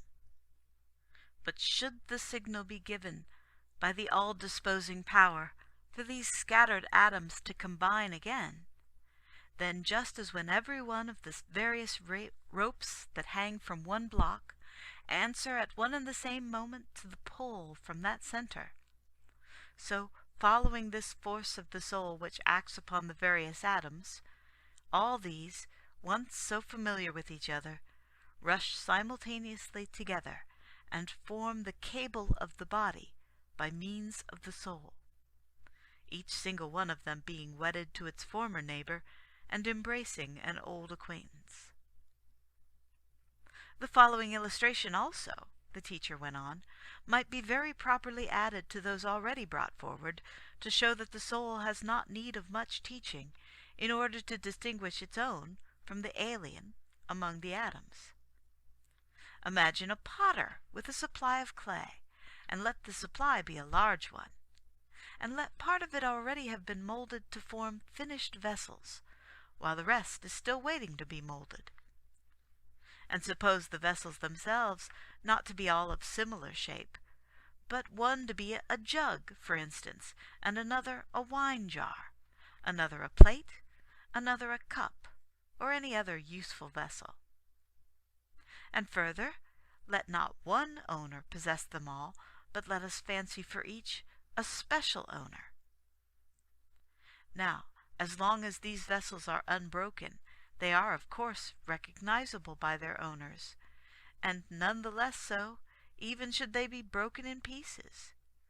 For from those pieces each will know, for instance, that this belongs to a jar, and again, what sort of fragment belongs to a cup. And if they are plunged again into the unworked clay, the discernment between what has been already worked and that clay will be a more unerring one still. The individual man is as such a vessel. He has been molded out of the universal matter owing to the concourse of his atoms, and he exhibits in a form peculiarly his own a marked distinction from his kind. And when that form has gone to pieces, the soul that has been mistress of this particular vessel will have an exact knowledge of it derived even from its fragments, nor will she leave this property either in the common blending with all the other fragments, or if it be plunged into the still formless part of the matter from which the atoms have come, she always remembers her own as it was when compact in bodily form, and after dissolution she never makes any mistake about it, led by marks still clinging to the remains. I applauded this as well devised to bring out the natural features of the case before us. End of Part 6 of On the Soul and the Resurrection. On the Soul and the Resurrection by St. Gregory of Nyssa. Part 7. And I said, "It is very well to speak like this and to believe that it is so, but suppose someone were to quote against it our Lord's narrative about those who are in hell, as not harmonizing with the results of our inquiry. How are we to be prepared with an answer?" The teacher replied, "The expressions of that narrative of the Word are certainly material. But still many hints are interspersed in it to rouse the skilful inquirer to a more discriminating study of it. I mean that he who parts the good from the bad by a great gulf, and makes the man in torment crave for a drop to be conveyed by a finger, and the man who has been ill-treated in this life rest on a patriarch's bosom, and who relates their previous death and consignment to the tomb, takes an intelligent searcher of his meaning far beyond a superficial interpretation. For what sort of eyes has the rich man to lift up in hell, when he has left his bodily eyes in the tomb? And how can a disembodied spirit feel any flame? And what sort of tongue can he crave to be cooled with the drop of water when he has lost his tongue of flesh? What is the finger that is to convey to him this drop? What sort of place is the bosom of repose? The bodies of both of them are in the tomb, and their souls are disembodied, and do not consist of parts either. And so it is impossible to make the framework of the narrative correspond with the truth if we understand it literally.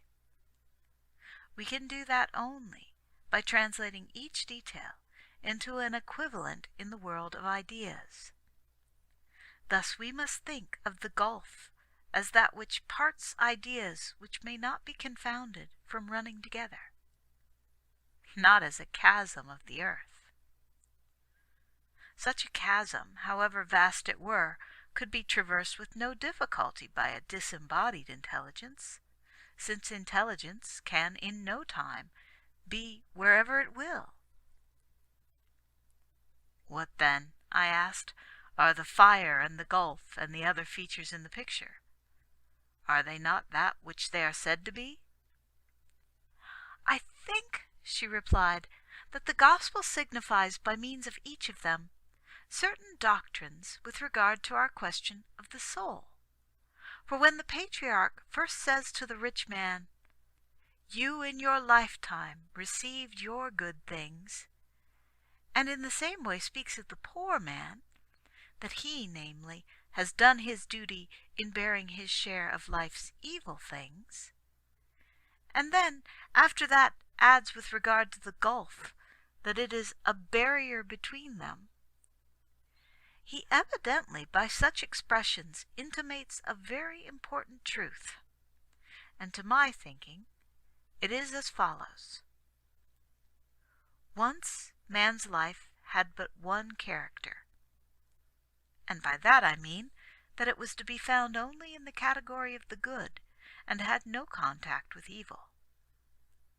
The first of God's commandments attests the truth of this, that namely which gave to man unstinted enjoyment of all the blessings of paradise, forbidding only that which was a mixture of good and evil, and so composed of contraries, but making death the penalty for transgressing in that particular.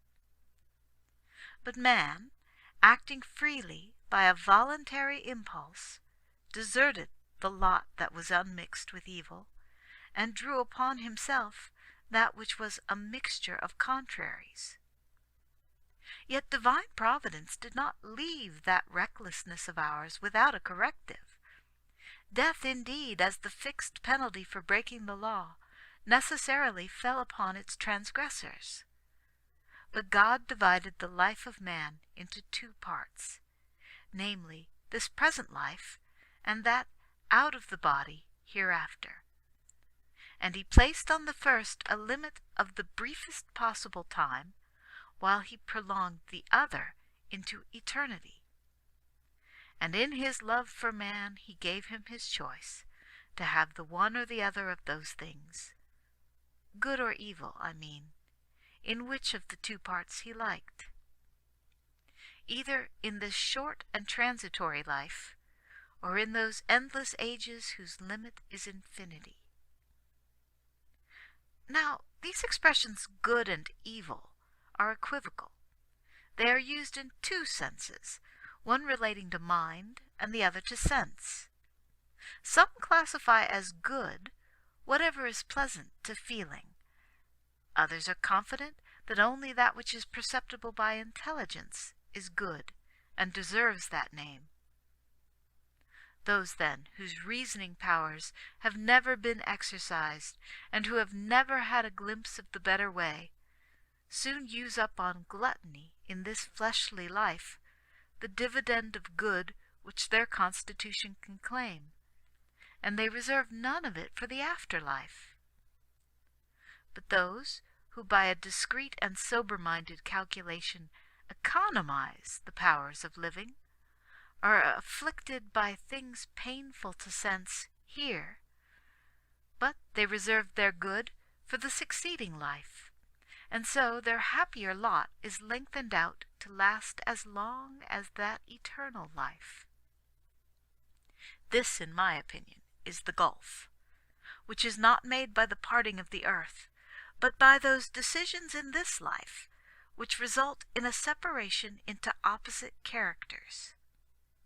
The man who has once chosen pleasure in this life, and has not cured his inconsiderateness by repentance, places the land of the good beyond his own reach, for he has dug against himself the yawning, impassable abyss of a necessity that nothing can break through. This is the reason, I think, that the name of Abraham's bosom is given to that good situation of the soul in which Scripture makes the athlete of endurance repose. For it is related of this patriarch first, of all up to that time born, that he exchanged the enjoyment of the present for the hope of the future. He was stripped of all the surroundings in which his life at first was passed, and resided among foreigners, and thus purchased by present annoyance future blessedness.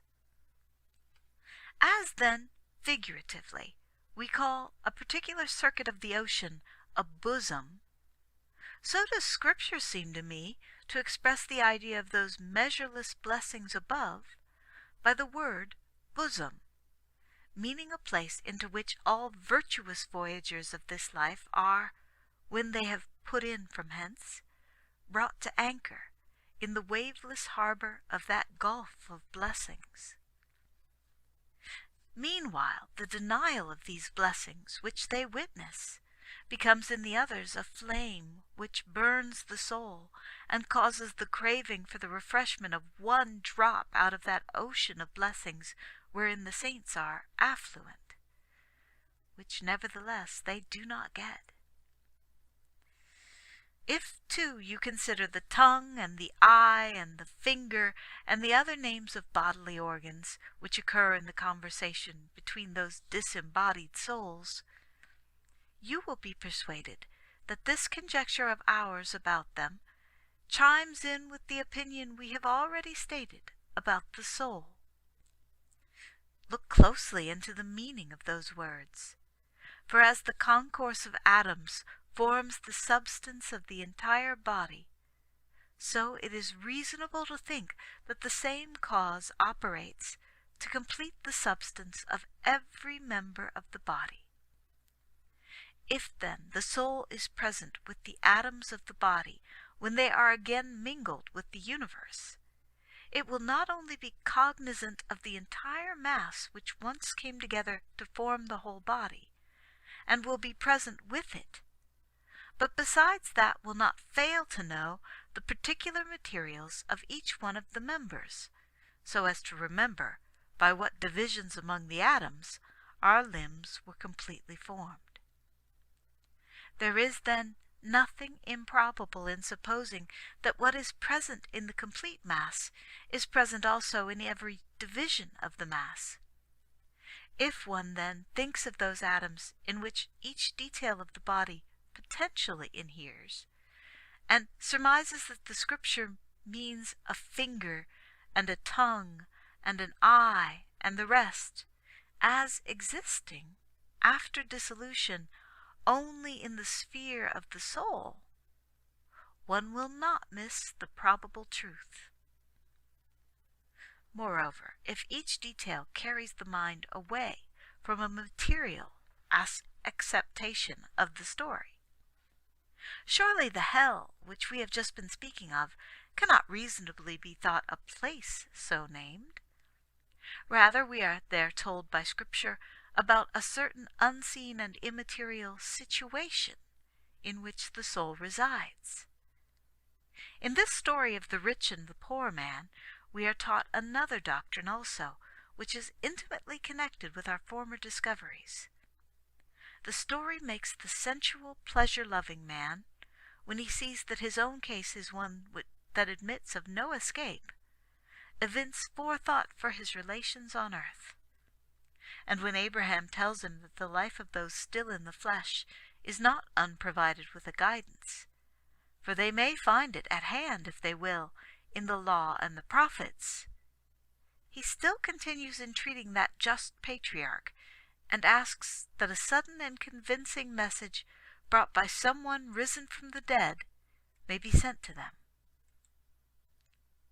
What then, I asked, is the doctrine here? Why, seeing that Lazarus' soul is occupied with his present blessings, and turns round to look at nothing he has left, while the rich man is still attached with a cement, as it were, even after death, to the life of feeling, which he does not divest himself of even when he has ceased to live, still keeping, as he does, flesh and blood in his thoughts. For in his entreaty that his kindred may be exempted from his sufferings, he plainly shows that he is not freed yet from fleshly feeling. In such details of the story, she continued, I think our Lord teaches us this, that those still living in the flesh must, as much as ever they can, separate and free themselves, in a way, from its attachments by virtuous conduct, in order that after death they may not need a second death to cleanse them from the remnants that are owing to this cement of the flesh. And when once the bonds are loosed from around the soul, her soaring up to the good may be swift and unimpeded, with no anguish of the body to distract her. For if anyone becomes wholly and thoroughly carnal in thought, such a one, with every motion and energy of the soul absorbed in fleshly desires, is not parted from such attachments even in the disembodied state. Just as those who have lingered long in noisome places do not part with the unpleasantness contracted by that lengthened stay, even when they pass into a sweet atmosphere, so it is that when the change is made into the impalpable unseen, not even then will it be possible for the lovers of the flesh to avoid dragging away with them, under any circumstances, some fleshly foulness, and thereby their torment will be intensified, their soul having been materialized by such surroundings. I think, too, that this view of the matter harmonizes, to a certain extent, with the assertion made by some persons that around their graves shadowy phantoms of the departed are often seen. If this is really so, an inordinate attachment of that particular soul to the life in the flesh is proved to have existed, causing it to be unwilling, even when expelled from the flesh, to fly clean away, and to admit the complete change of its form into the impalpable. It remains near the frame even after the dissolution of the frame, and though now outside it, hovers regretfully over the place where its material is, and continues to haunt it. End of Part 7 of On the Soul and the Resurrection. On the Soul and the Resurrection by St. Gregory of Nyssa.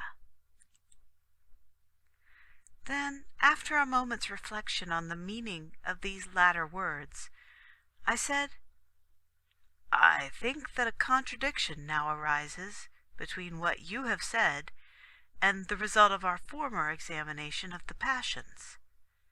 For if on the one hand the activity of such movements within us is to be held as arising from our kinship with the brutes, such movements, I mean, as were enumerated in our previous discussion, anger, for instance, and fear, desire of pleasure, and so on. And, on the other hand, it was affirmed that virtue consists in the good employment of these movements, and vice in their bad employment. And in addition to this we discussed the actual contribution of each of the other passions to a virtuous life, and found that through desire above all we were brought nearer to God, drawn up by its chain, as it were, from earth towards him. I think that that part of the discussion is in a way opposed to that which we are now aiming at. How so? She asked. Why, when every unreasoning instinct is quenched within us after our purgation, this principle of desire will not exist any more than the other principles, and this being removed, it looks as if the striving after the better way would also cease, no other emotion remaining in the soul that can stir us up to the appetence of good. To that objection, she replied, we answer this. The speculative and critical faculty is the property of the soul's godlike part, for it is by these that we grasp the deity also. If then, whether by forethought here or by purgation hereafter, our soul becomes free from any emotional connection with the brute creation, there will be nothing to impede its contemplation of the beautiful. For this last is essentially capable of attracting in a certain way every being that looks toward it. If then the soul is purified of every vice, it will most certainly be in the sphere of beauty. The deity is in very substance beautiful, and to the deity the soul will, in its state of purity, have affinity, and the soul will embrace him as like itself. Whenever this happens, then, there will be no longer any need of the impulse of desire to lead the way to the beautiful. Whoever passes his time in darkness, he it is who will be under the influence of a desire for the light. But whenever he comes into the light, then enjoyment takes the place of desire, and the power to enjoy renders desire useless and out of date. It will therefore be no detriment to our participation in the good that the soul should be free from such emotions, and turning back upon herself, should know herself accurately what her actual nature is, and should behold the original beauty reflected in the mirror and figure of her own beauty. For truly herein consists the real assimilation to the divine, in making our own life, in some degree, a copy of the Supreme Being. For a nature like that which transcends all thought, and is far removed from all that we observe within ourselves, proceeds in its existence in a very different manner to what we do in this present life. Man, possessing a constitution whose law it is to be moving, is carried in that particular direction whither the impulse of his will directs. And so his soul is not affected in the same way toward what lies before it, as one may say, as to what it has left behind. For hope leads the forward movement, but it is memory that succeeds that movement when it has advanced to the attainment of the hope. And if it is to something intrinsically good that hope thus leads on the soul, the print that this exercise of the will leaves upon the memory is a bright one. But if hope has seduced the soul with some phantom only of the good, and the excellent way has been missed, then the memory that succeeds what has happened becomes shame, and an internal war is thus waged in the soul between memory and hope, because the last has been such a bad leader of the will. Such, in fact, is the state of mind that shame gives expression to. The soul is stung, as it were, at the result. Its remorse for its ill-considered attempt is a whip that makes it feel to the quick, and it would bring in oblivion to its aid against its tormentor. Now, in our case, nature, owing to its being indigent of the good, is aiming always at this which is still wanting to it. And this aiming at a thing still missing is this very habit of desire, which our constitution displays equally, whether it is balked of the real good, or wins that which it is good to win. But a nature that surpasses every idea that we can form of the good, and transcends all other power, being in no want of anything that can be regarded as good, is itself the fullness of every good. It does not move in the sphere of the good by way of participation in it only, but it is itself the substance of the good, whatever we imagine the good to be. It neither gives scope for any rising hope, for hope manifests activity in the direction of something absent. But what a man has, why does he yet hope for it? As the Apostle asks. Nor is it in want of the activity of the memory for the knowledge of things. That which is actually seen has no need of being remembered. Since then this divine nature is beyond any particular good, and to the good is an object of love, it follows that when the divine nature looks within itself, it wishes for what it contains, and contains what it wishes, and admits nothing external. Indeed, there is nothing external to the divine nature, with the sole exception of evil, which, strange as it may seem to say, possesses existence in not existing at all. For there is no other origin of evil except the negation of what exists, and the truly existent forms the substance of the good. That, therefore, which is not to be found in the existent must be in the non-existent.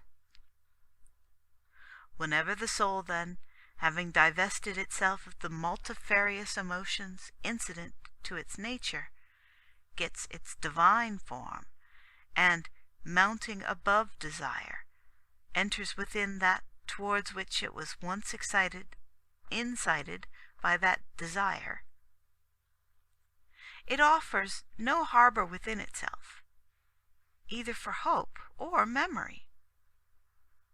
It holds the object of the one, the other is extruded from the consciousness by its occupation in enjoying all that is good. And thus the soul copies the life that is above, and is conformed to the peculiar features of the divine nature.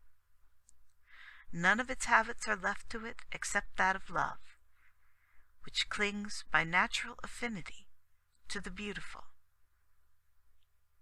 For this is what love is, the inherent affection towards a chosen object. When, then, the soul, having become simple and single in form, and so perfectly godlike, finds that perfectly simple and immaterial good, which is really worth enthusiasm and love, it attaches itself to the good and blends with it by means of the movement and activity of love, fashioning itself according to that which it is continually finding and grasping, becoming by this assimilation to the good all that the nature of that which it participates is.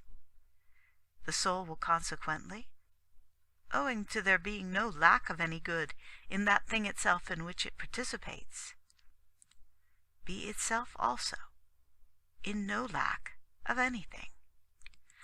And so it will expel from within the activity and the habit of desire. For desire arises only when the thing missed is not found. For this teaching, we have the authority of God's own apostle, who announces a subduing and a ceasing of all other activities, even for the good, which are within us, and finds no limit for love alone. Prophecies, he says, shall fail, forms of knowledge shall cease, but charity never fails, which is equivalent to its always being as it is. And though he says that faith and hope have endured so far by the side of love, yet again he prolongs love's date beyond theirs, and with good reason too. For hope is in operation only so long as the enjoyment of the things hoped for is not to be had, and faith in the same way is a support in the uncertainty about the things hoped for so he defines it, the substance of things hoped for. But when the thing hoped for actually comes, then all other faculties are reduced to quiescence, and love alone remains active, finding nothing to succeed itself. Love, therefore, is the foremost of all excellent achievements, and the first of the commandments of the law. If ever then the soul reach this goal, it will be in no need of anything else. It will embrace that plenitude of things which are, whereby alone it seems in any way to preserve within itself the stamp of God's actual blessedness. For the life of the Supreme Being is love, seeing that the beautiful is necessarily lovable to those who recognize it. And the deity does recognize it, and so this recognition becomes love, that which he recognizes being essentially beautiful. This true beauty, the insolence of satiety cannot touch, and no satiety, interrupting this continuous capacity to love the beautiful. God's life will have its activity in love, which life is thus in itself beautiful, and is essentially of a loving disposition toward the beautiful, and receives no check to this activity of love. In fact, in the beautiful, no limit is to be found, so that love should have to cease with any limit of the beautiful. This last can be ended only by its opposite. But when you have a good as here, which is in its essence incapable of changing for the worse, then that good will go on unchecked into infinity. Moreover, as every being is capable of attracting its like, and humanity is in a way like God, as bearing within itself some resemblances to its prototype,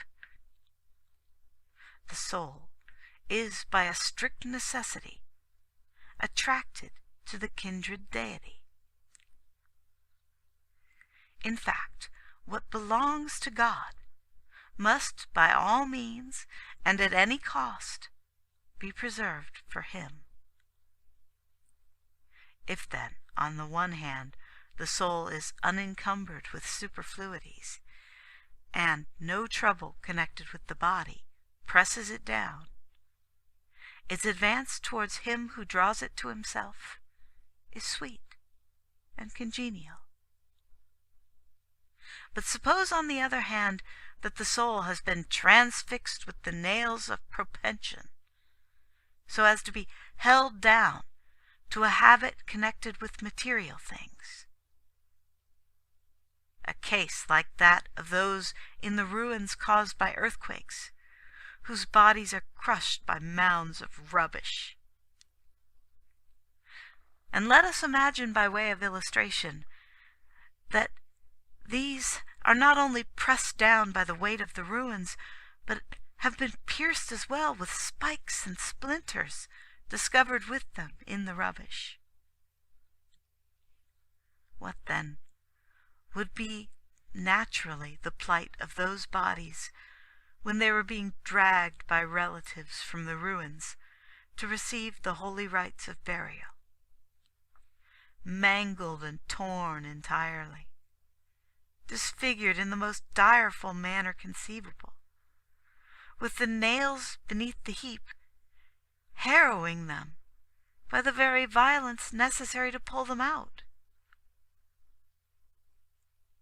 Such, I think, is the plight of the soul as well, when the divine force, for God's very love of man, drags that which belongs to him from the ruins of the irrational and material. Not in hatred or revenge for a wicked life, to my thinking, does God bring upon sinners those painful dispensations. He is only claiming and drawing to himself whatever came into existence to please him. But while he, for a noble end, is attracting the soul to himself, the fountain of all blessedness, it is the occasion necessarily to the being so attracted of a state of torture, just as those who refine gold from the dross which it contains not only get this base dross to melt in the fire, but are obliged to melt the pure gold along with the alloy. And then, while this last is being consumed, the gold remains.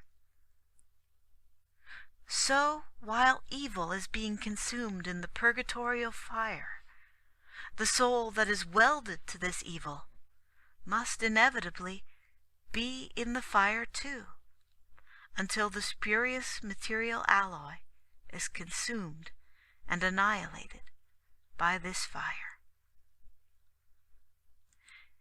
If a clay of a more tenacious kind is deeply plastered round a rope, and then the end of the rope is put through a narrow hole, and then someone on the further side violently pulls it by that end, the result must be that while the rope itself obeys the force exerted, the clay that has been plastered upon it is scraped off it with this violent pulling, and is left outside the hole.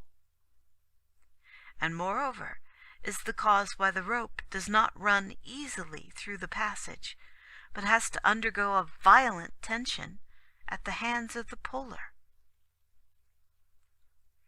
In such a manner, I think, we may figure to ourselves the agonized struggle of that soul which has wrapped itself up in earthy material passions, when God is drawing it, his own one, to himself. And the foreign matter which has somehow grown into its substance has to be scraped from it by main force, and so occasions the soul that keen, intolerable anguish. Then it seems, I said, that it is not punishment, chiefly and principally, that the deity as judge afflicts sinners with, but he operates, as your argument has shown, only to get the good separated from the evil, and to attract the good within the communion of blessedness. That, said the teacher, is my meaning, and also that the agony will be measured by the amount of evil there is in each individual. For it would not be reasonable to think that the man who has remained so long as we have supposed in evil known to be forbidden, and that the man who has fallen only into moderate sins should be tortured to the same amount in the judgment upon their vicious habits, but according to the quantity of material will be the longer or shorter time that agonizing flame will be burning. That is, as long as there is fuel to feed it. In the case of the man who has acquired a heavy weight of material, the consuming fire must necessarily be very searching. But where that which the fire has to feed upon has spread less far, there the penetrating fierceness of the punishment is mitigated, so far as the object itself, in the amount of its evil, is diminished. In any and every case, evil must be removed out of existence, so that, as we said above, the absolutely non-existent should cease to be at all. Since it is not in its nature that evil should exist outside the will, does it not follow that when it shall be that every will rests in God, evil will be reduced to complete annihilation, owing to no receptacle being left for it? End of Part 8 of On the Soul and the Resurrection. On the Soul and the Resurrection by St. Gregory of Nyssa. Part 9. But, said I, what help can one find in this devout hope, when one considers the greatness of the evil in undergoing torture even for a single year? And if that intolerable anguish be prolonged for the interval of an age, what grain of comfort is left from any subsequent expectation to him whose purgation is thus commensurate with an entire age? Why, either we must plan to keep the soul absolutely untouched and free from any stain of evil, or, if our passionate nature makes that quite impossible, then we must plan that our failures in excellence consist only in mild and easily curable derelictions. For the gospel in its teaching distinguishes between a debtor of 10,000 talents and a debtor of 500 pence, and of 50 pence, and of a farthing, which is the uttermost of coins. It proclaims that God's just judgment reaches to all, and enhances the payment necessary as the weight of the debt increases, and on the other hand does not overlook the very smallest debts. But the gospel tells us that this payment of debts was not effected by the refunding of money, but that the indebted man was delivered to the tormentors until he should pay the whole debt. and that means nothing else than paying in the coin of torment the inevitable recompense. The recompense, I mean, that consists in taking the share of pain incurred during his lifetime, when he inconsiderately chose mere pleasure, undiluted with its opposite, so that, having put off from him all that foreign growth which sin is, and discarded the shame of any debts, he might stand in liberty and fearlessness. Now, liberty is the coming up to a state which owns no master and is self-regulating. It is that with which we were gifted by God at the beginning, but which has been obscured by the feeling of shame arising from indebtedness. Liberty, too, is in all cases one and the same, essentially.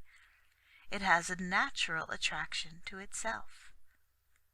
It follows, then, that as everything that is free will be united with its like, and as virtue is a thing that has no master, that is free, everything that is free will be united with virtue. But further, the divine being is the fountain of all virtue. Therefore those who have parted with evil will be united with him. And so, as the Apostle says, God will be all in all. For this utterance seems to me plainly to confirm the opinion we have already arrived at, for it means that God will be instead of all other things, and in all. For while our present life is active among a variety of multiform conditions, and the things we have relations with are numerous, for instance, time, air, locality, food and drink, clothing, sunlight, lamplight, and other necessities of life, none of which, many though they be, are God, that blessed state which we hope for is in need of none of these things, but the divine being will become all, and instead of all, to us, distributing himself proportionately to every need of that existence. It is plain, too, from Holy Scripture, that God becomes to those who deserve it locality and home and clothing and food and drink and light and riches and dominion and everything thinkable and nameable that goes to make our life happy. But he that becomes all things will be in all things too. And herein it appears to me that Scripture teaches the complete annihilation of evil. If that is, God will be in all existing things, evil plainly will not then be among them. For if anyone was to assume that it did exist, then how will the belief that God will be in all be kept intact? The accepting of that one thing, evil, mars the comprehensiveness of the term all. But he that will be in all will never be in that which does not exist. What then, I asked, are we to say to those whose hearts fail at these calamities? We will say to them, replied the teacher, this: it is foolish, good people, for you to fret and complain of the chain of this fixed sequence of life's realities. You do not know the goal towards which each single dispensation of the universe is moving. You do not know that all things have to be assimilated to the divine nature in accordance with the artistic plan of their author, in a certain regularity and order. Indeed, it was for this that intelligent beings came into existence, namely, that the riches of the divine blessings should not lie idle. The all-creating wisdom fashioned these souls, these receptacles with free wills, these vessels, as it were, for this very purpose, that there should be some capacities able to receive his blessings and become continually larger with the inpouring of the stream. Such are the wonders that the participation in the divine blessings works. It makes him into whom they come larger and more capacious. From his capacity to receive, it gets for the receiver an actual increase in bulk as well, and he never stops enlarging. The fountain of blessings wells up unceasingly, and the partaker's nature, finding nothing superfluous and without a use in that which it receives, makes the whole influx an enlargement of its own proportions, and becomes at once more wishful to imbibe the nobler nourishment, and more capable of containing it. Each grows along with each, both the capacity which is nursed in such abundance of blessings and so grows greater, and the nurturing supply, which comes on in a flood, answering to the growth of those increasing powers. It is likely, therefore, that this bulk will mount to such a magnitude as there is no limit to check, so that we should not grow into it. With such a prospect before us, are you angry that our nature is advancing towards its goal along the path appointed for it? Why, our career cannot run there except that which weighs us down. I mean, this encumbering load of earthiness be shaken off the soul. Nor can we be domiciled in purity with the corresponding part of our nature unless we have cleansed ourselves by a better training from the habit of affection which we have contracted in life toward this earthiness. But if there be in you any clinging to this body, and the being unlocked from this darling thing give you pain, let not this either make you despair. You will behold this bodily envelopment which is now dissolved in death, woven again out of the same atoms. Not indeed into this organization with its gross and heavy texture, but with its threads worked up into something more subtle and ethereal, so that you will not only have near you that which you love, but it will be restored to you with a brighter and more entrancing beauty. But it somehow seems to me now, I said, that the doctrine of the resurrection necessarily comes on for our discussion. A doctrine which I think is, even at first sight, true as well as credible, as it is told us in Scripture, so that will not come in question between us. But since the weakness of the human understanding is strengthened still farther by any arguments that are intelligible to us, it would be well not to leave this part of the subject either without philosophical examination. Let us consider then what ought to be said about it. As for the thinkers, the teacher went on, outside our own system of thought, they have, with all their diverse ways of looking at things, one in one point, another in another, approached and touched the doctrine of the resurrection. While they none of them exactly coincide with us, they have in no case wholly abandoned such an expectation. Some indeed make human nature vile in their comprehensiveness, maintaining that a soul becomes alternately that of a man and of something irrational, that it transmigrates into various bodies, changing at pleasure from the man into fowl, fish, or beast, and then returning to humankind. While some extend this absurdity even to trees and shrubs, so that they consider their wooden life as corresponding and akin to humanity. Others of them hold only thus much, that the soul exchanges one man for another man, so that the life of humanity is continued always by means of the same souls, which being exactly the same in number, are being born perpetually, first into one generation and then into another.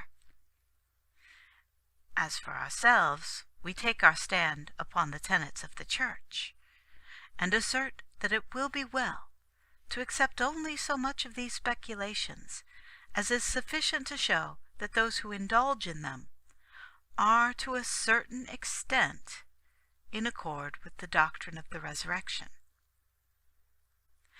Their statement, for instance, that the soul after its release from this body insinuates itself into other bodies is not absolutely out of harmony with the revival which we hope for. For our view, which maintains that the body, both now and again in the future, is composed of the atoms of the universe, is held equally by these heathens. In fact, you cannot imagine any constitution of the body independent of a concourse of these atoms. But the divergence lies in this. We assert that the same body again as before, composed of the same atoms, is compacted around the soul. They suppose that the soul alights on other bodies, not only rational, but irrational, and even insensate. And while all are agreed that these bodies which the soul resumes derive their substance from the atoms of the universe, they part company from us in thinking that they are not made out of identically the same atoms as those which in this mortal life grew around the soul. Let, then, this external testimony stand for the fact that it is not contrary to probability that the soul should again inhabit a body. After that, however, it is incumbent upon us to make a survey of the inconsistencies of their position, and it will be easy thus, by means of the consequences that arise as we follow out the consistent view, to bring the truth to light. What, then, is to be said about these theories?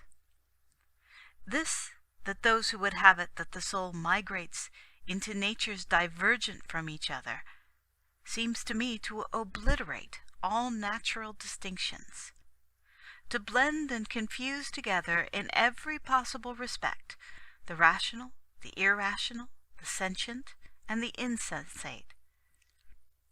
If, that is, all these are to pass into each other, with no distinct natural order secluding them from mutual transition.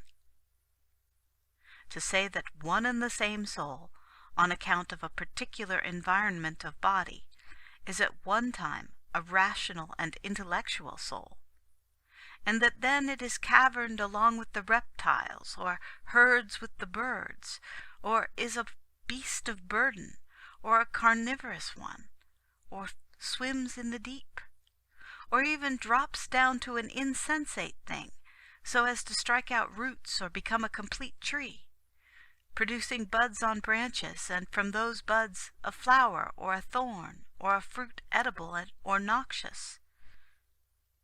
To say this is nothing short of making all things the same, and believing that one single nature runs through all beings, that there is a connection between them which blends and confuses hopelessly all the marks by which one could be distinguished from another. The philosopher, who asserts that the same thing may be born in anything, intends no less than that all things are to be one. When the observed differences in things are for him no obstacle to mixing together things which are utterly incongruous, he makes it necessary that even when one sees one of the creatures that are venom-darting, or carnivorous, one should regard it, in spite of appearances, as of the same tribe, nay, even of the same family, as oneself. With such beliefs, a man will look upon even hemlock as not alien to his own nature, detecting as he does humanity in the plant. The bunch of grapes itself, produced though it be by cultivation for the purpose of sustaining life, he will not regard without suspicion, for it too comes from a plant. and we find that even the fruit of the ears of grain upon which we live are plants. How then can one put in the sickle to cut them down? And how can one squeeze the bunch, or pull up the thistle from the field, or gather flowers, or hunt birds, or set fire to the logs of the funeral pyre? It being all the while uncertain whether we are not laying violent hands on our kinsmen or ancestors or fellow countrymen, and whether it is not through the medium of some body of theirs that the fire is being kindled, and the cup mixed, and the food prepared.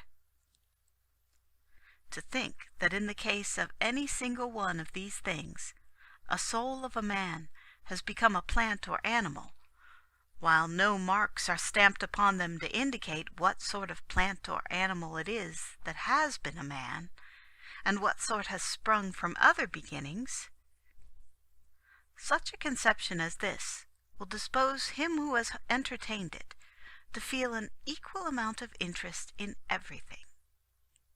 He must, perforce, either harden himself against actual human beings who are in the land of the living, or, if his nature inclines him to love his kindred, he will feel alike towards every kind of life, whether he meet it in reptiles or in wild beasts. Why, if the holder of such an opinion go into a thicket of trees, even then he will regard the trees as a crowd of men. What sort of life will his be, when he has to be tender towards everything on the ground of kinship, or else hardened toward mankind on account of his seeing no difference between them and the other creatures? From what has already been said, then, we must reject this theory. And there are many other considerations as well, which on the grounds of mere consistency lead us away from it. For I have heard persons who hold these opinions saying that whole nations of souls are hidden away somewhere in a realm of their own, living a life analogous to that of the embodied souls. But such is the fineness and buoyancy of their substance that they themselves roll around with the revolution of the universe, and that these souls, having individually lost their wings through some gravitation toward evil, become embodied. First this takes place in men, and after that, passing from a human life, owing to brutish affinities in their passions, they are reduced to the level of brutes, and leaving that, drop down to this insensate life of pure nature, which you have been hearing so much of, so that that inherently fine and buoyant thing that the soul is first becomes weighted and downward tending in consequence of some vice, and so migrates to a human body. Then its reasoning powers are extinguished, and it goes on living in some brute. And then even this gift of sensation is withdrawn, and it changes into the insensate plant life. But after that mounts up again by the same gradations until it is restored to its place in heaven. Now, this doctrine will at once be found, even after a very cursory survey, to have no coherency within itself. For first, seeing that the soul is to be dragged down from its life in heaven on account of evil there to the condition of a tree, and is then from this point, on account of virtue exhibited there, to return to heaven, their theory will be unable to decide which is to have the preference, the life in heaven or the life in a tree. A circle, in fact, of the same sequences will be perpetually traversed, where the soul, at whatever point it may be, has no resting place. If it thus lapses from the disembodied state to the embodied, and thence to the insensate, and then springs back to the disembodied, an inextricable confusion of good and evil must result in the minds of those who thus teach. For the life in heaven will no more preserve its blessedness, since evil can touch heaven's denizens, then the life in trees will be devoid of virtue, since it is from this, they say, that the rebound of the soul toward the good begins, while from heaven it begins the evil life again. Secondly, seeing that the soul as it moves round in heaven is there entangled with evil, and in consequence is dragged down to live in mere matter, from whence, however, it is again lifted into its residence on high, it follows that those philosophers establish the very contrary of their own views. They establish, namely, that the life in matter is the purgation of evil, while that undeviating revolution along with the stars is the foundation and cause of evil in every soul. It is here that the soul, by means of virtue, grows its wings, and then soars upward.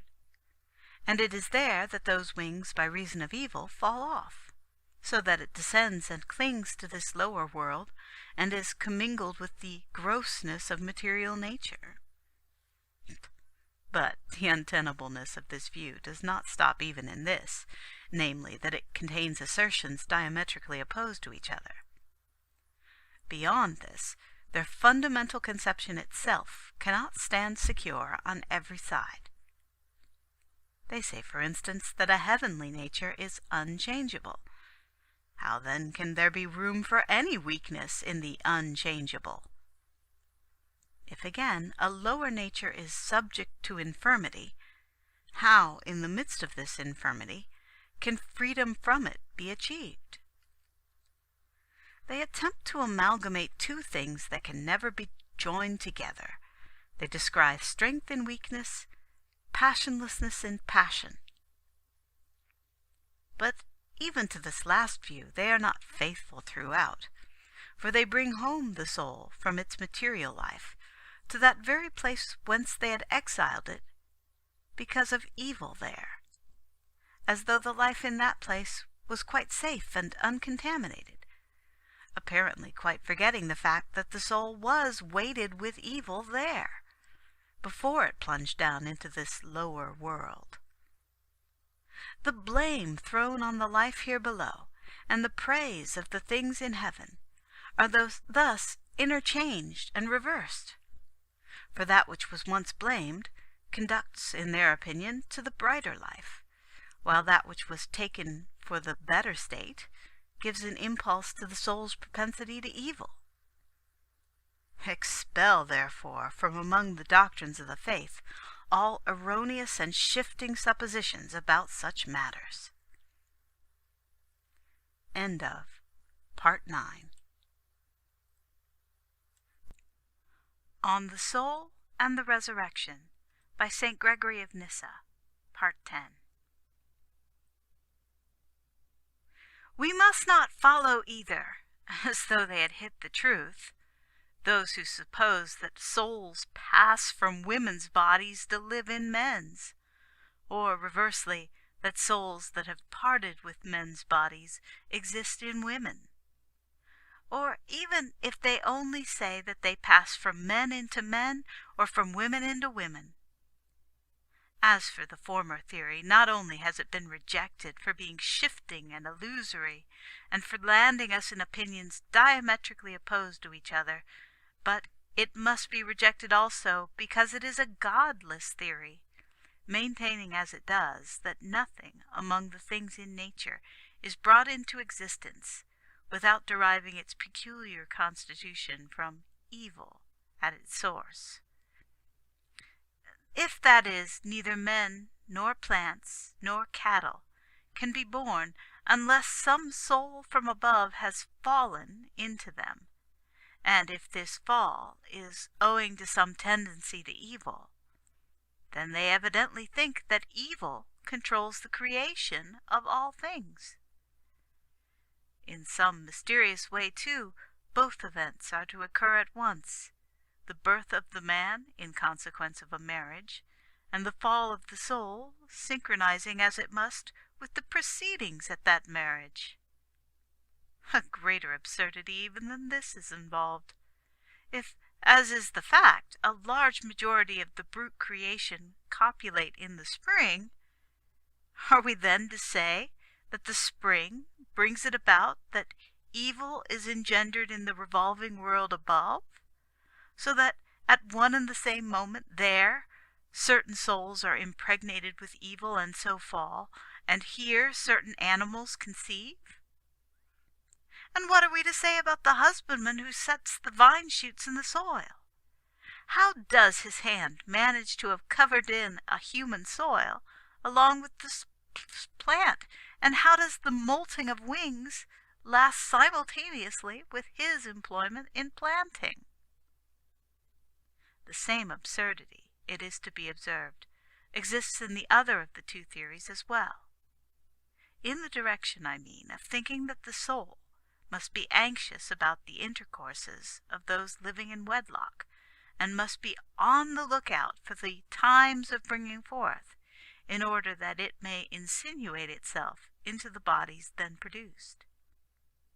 Supposing the man refuses the union, or the woman keeps herself clear of the necessity of becoming a mother, will evil then fail to weigh down that particular soul? Will it be marriage, in consequence, that sounds up above the first note of evil in the soul?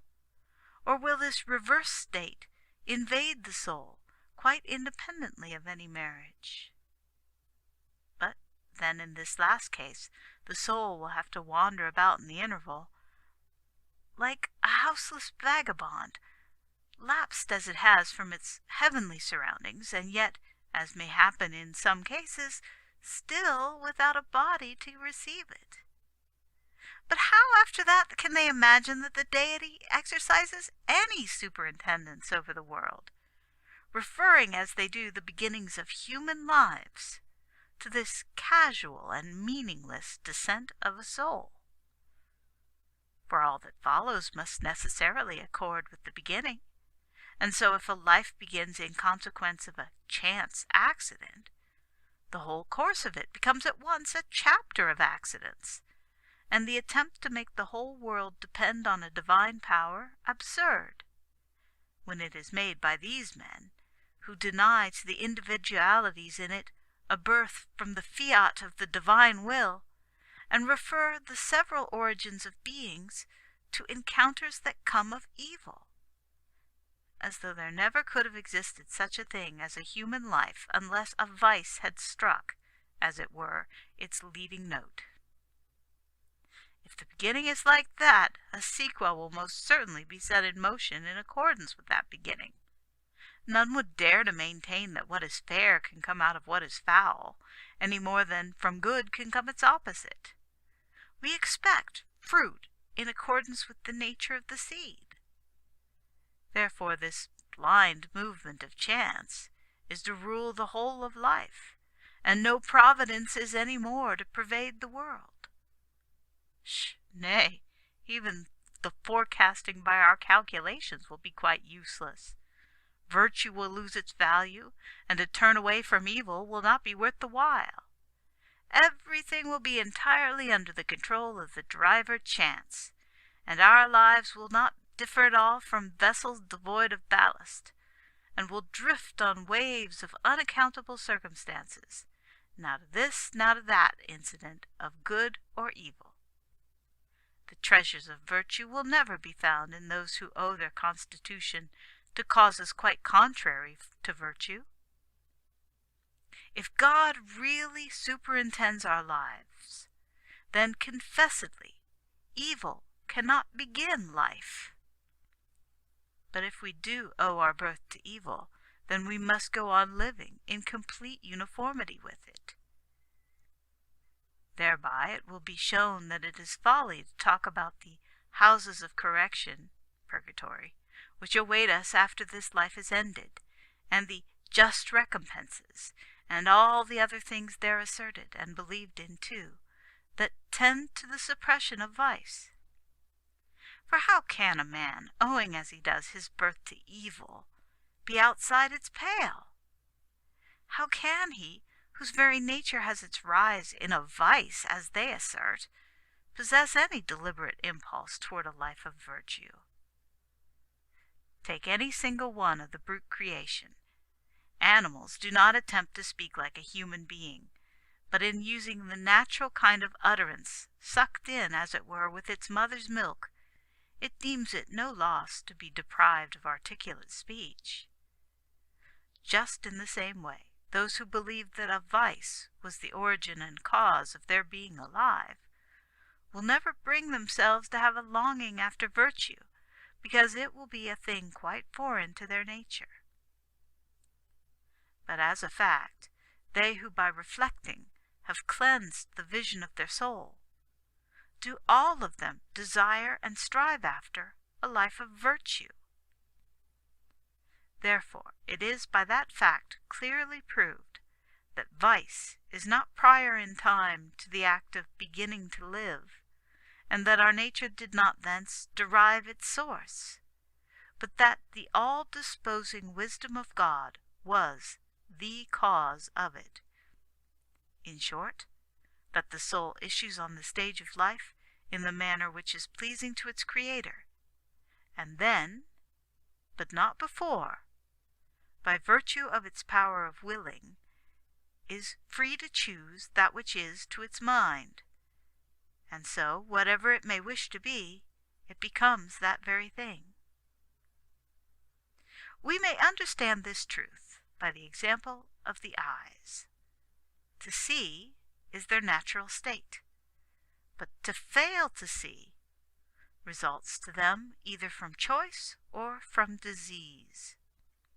This unnatural state may supervene instead of the natural, either by wilful shutting of the eyes, or by deprivation of their sight through disease. With the like truth, we may assert that the soul derives its constitution from God, and that as we cannot conceive of any vice in him, it is removed from any necessity of being vicious. That nevertheless, though this is the condition in which it came into being, the soul can be attracted of its own free will in a chosen direction, either wilfully shutting its eyes to the good, or letting themselves be damaged by that insidious foe whom we have taken home to live with us, and so passing through life in the darkness of error. Or, reversely, preserving undimmed its sight of the truth, and keeping far away from all weaknesses that could darken it. But then, someone will ask, when and how did the soul come into being? Now, as for the question how any single thing came into existence, we must banish it altogether from our discussion. Even in the case of things which are quite within the grasp of our understanding, and of which we have sensible perception, it would be impossible for the speculative reason to grasp the how of the production of the phenomenon, so much so that even inspired and saintly men have deemed such questions insoluble. For instance, the Apostle says, "Through faith we understand that the worlds were framed by the word of God, so that things which are seen are not made of things which do appear." He would not, I take it, have spoken like that if he had thought the question could be settled by any efforts of the reasoning powers. While the Apostle affirms that it is an object of his faith that it was by the will of God that the world itself and all which is therein was framed, whatever this world be that involves the idea of the whole visible and invisible creation, he has, on the other hand, left out of the investigation the how of this framing. Nor do I think that this point can ever be reached by any inquirers. The question presents, on the face of it, many insuperable difficulties. How, for instance, can a world of movement come from one that is at rest? How from the simple and undimensional that which shows dimension and compositeness? Did it come actually out of the Supreme Being? But the fact that this world presents a difference in kind to that being militates against such a supposition. Did it then come from some other quarter? Yet faith can contemplate nothing as quite outside the divine nature, for we should have to believe in two distinct and separate principles if outside the creative cause we are to suppose something else, which the artificer with all his skill has to put under contribution for the formative processes of the universe. Since then the cause of all things is one and one only, and yet the existences produced by that cause are not of the same nature as its transcendent quality, an inconceivability of equal magnitude arises in both our suppositions, i.e., both that the creation comes straight out of the divine being, and that the universe owes its existence to some cause other than him. For if created things are to be of the same nature as God, we must consider him to be invested with the properties belonging to his creation. Or else a world of matter, outside the circle of God's substance, and equal, on the score of the absence in it of all beginning, to the eternity of the self-existent one, will have to be ranged against him. And this is in fact what the followers of Manes and some of the Greek philosophers who held opinions of equal boldness with him did imagine. And they raised this imagination into a system. In order then to avoid falling into either of these absurdities which the inquiry into the origin of things involves, let us, following the example of the Apostle, leave the question of the how in each created thing without meddling with it at all, but merely observing, incidentally, that the movement of God's will becomes, at any moment that he pleases, a fact, and the intention becomes at once realized in nature. For omnipotence does not leave the plans of its far-seeing skill in the state of unsubstantial wishes, and the actualizing of a wish is substance. In short, the whole world of existing things falls into two divisions, i.e., that of the intelligible and that of the corporeal. And the intelligible creation does not, to begin with, seem to be in any way at variance with a spiritual being, but on the contrary to verge closely upon him, exhibiting as it does that absence of tangible form and of dimension which we rightly attribute to his transcendent nature. The corporeal creation, on the other hand, must certainly be classed among specialties that have nothing in common with the deity, and it does offer this supreme difficulty to the reason, namely, that the reason cannot see how the visible comes out of the invisible, how the hard solid comes out of the intangible, how the finite comes out of the infinite, how that which is circumscribed by certain proportions, where the idea of quantity comes in, can come from that which has no size, no proportions, and so on through each single circumstance of body. But even about this we can say so much, i.e., that not one of those things which we attribute to body is itself body, neither figure, nor color, nor weight, nor extension, nor quantity, nor any other qualifying notion whatsoever. But every one of them is a category. It is the combination of them all into a single whole that constitutes body. Seeing then that these several qualifications which complete the particular body are grasped by thought alone, and not by sense, and that the deity is a thinking being, what trouble can it be to such a thinking agent to produce the thinkables whose mutual combination generates for us the substance of that body? All this discussion, however, lies outside our present business. The previous question was, if some souls exist anterior to their bodies, when and how do they come into existence? And of this question, again, The part about the how has been left out of our examination, and has not been meddled with, as presenting impenetrable difficulties. There remains the question of the when of the soul's commencement of existence. It follows immediately on that which we have already discussed. For if we were to grant that the soul has lived previous to its body in some place of resort peculiar to itself, then we cannot avoid seeing some force in all that fantastic teaching lately discussed, which would explain the soul's habitation of the body as a consequence of some vice. Again, on the other hand, no one who can reflect will imagine an afterbirth of the soul, i.e., that it is younger than the moulding of the body.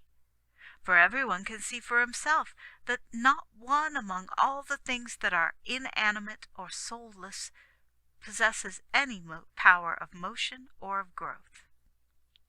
Whereas there is no question about that which is bred in the uterus, both growing and moving from place to place.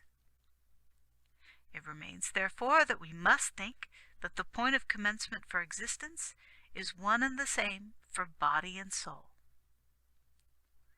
Also, we affirm that just as the earth receives the sapling from the hands of the husbandman and makes a tree of it, without itself imparting the power of growth to its nursling, but only lending it, when placed within itself, the impulse to grow, in this very way, that which is secreted from a man for the planting of a man is itself, to a certain extent, a living being as much gifted with a soul and as capable of nourishing itself as that from which it comes. If this offshoot in its diminutiveness cannot contain at first all the activities and the movements of the soul, we need not be surprised, for neither in the seed of grain is there visible all at once the ear. How indeed could anything so large be crowded into so small a space? But the earth keeps on feeding it with its congenial aliment, and so the grain becomes the ear, without changing its nature while in the clod, but only developing it and bringing it to perfection under the stimulus of that nourishment. As, then, in the case of those growing seeds, the advance to perfection is a graduated one, so in man's formation the forces of his soul show themselves in proportion to the size to which his body has attained. They dawn first in the fetus, in the shape of the power of nutrition and of development. After that, they introduce into the organism that has come into the light the gift of perception. Then, when this is reached, they manifest a certain measure of the reasoning faculty, like the fruit of some matured plant, not growing all of it at once, but in a continuous progress along with the shooting up of that plant. Seeing, then, that that which is secreted from one living being to lay the foundations of another living being cannot itself be dead, for a state of deadness arises from the privation of life, and it cannot be that privation should precede the having. We grasp from these considerations the fact that in the compound which results from the joining of both soul and body, there is a simultaneous passage of both into existence. The one does not come first any more than the other comes after. But as to the number of souls, our reason must necessarily contemplate a stopping some day of its increase, so that nature's stream may not flow on forever, pouring forward in her successive births, and never staying that onward movement. The reason for our race having some day to come to a standstill is as follows, in our opinion. Since every intellectual reality is fixed in a plenitude of its own, it is reasonable to expect that humanity also will arrive at a goal. For in this respect also humanity is not to be parted from the intellectual world. so that we are to believe that it will not be visible forever, only in defective form, as it is now. For this continual addition of after generations indicates that there is something deficient in our race. Whenever then humanity shall have reached the plenitude that belongs to it, this on-streaming movement of production will altogether cease. It will have touched its destined bourne, and a new order of things, quite distinct from the present precession of births and deaths, will carry on the life of humanity. If there is no birth, it follows necessarily that there will be nothing to die. Composition must precede dissolution, and by composition I mean the coming into this world by being born. Necessarily, therefore, if this synthesis does not proceed, no dissolution will follow. Therefore, if we are to go upon probabilities, the life after this is shown to us beforehand as something that is fixed and imperishable, with no birth and no decay to change it. The teacher finished her exposition, and to the many persons sitting by her bedside, the whole discussion seemed now to have arrived at a fitting conclusion. Nevertheless, fearing that if the teacher's illness took a fatal turn, such as did actually happen, we should have no one among us to answer the objections of the unbelievers to the resurrection, I still insisted. The argument has not yet touched the most vital of all the questions relating to our faith. I mean that the inspired writings, both in the New and Old Testament, declare most emphatically not only that when our race has completed the ordered chain of its existence as the ages lapse through their complete circle, this current streaming onward as generation succeeds generation will cease altogether, but also that then, when the completed universe no longer admits of further increase, all the souls in their entire number will come back out of their invisible and scattered condition into tangibility and light, the identical atoms belonging to each soul reassembling together in the same order as before. And this reconstitution of human life is called in these writings, which contain God's teachings, the resurrection, the entire movement of the atoms receiving the same term as the raising up of that which is actually prostrate on the ground. "But," said she, "which of these points has been left unnoticed in what has been said?" "Why, the actual doctrine of the resurrection," I replied. "And yet," she answered, "much in our long and detailed discussion pointed to that." "Then are you not aware," I insisted, "of all the objections, a very swarm of them, which our antagonists bring against us in connection with that hope of yours?"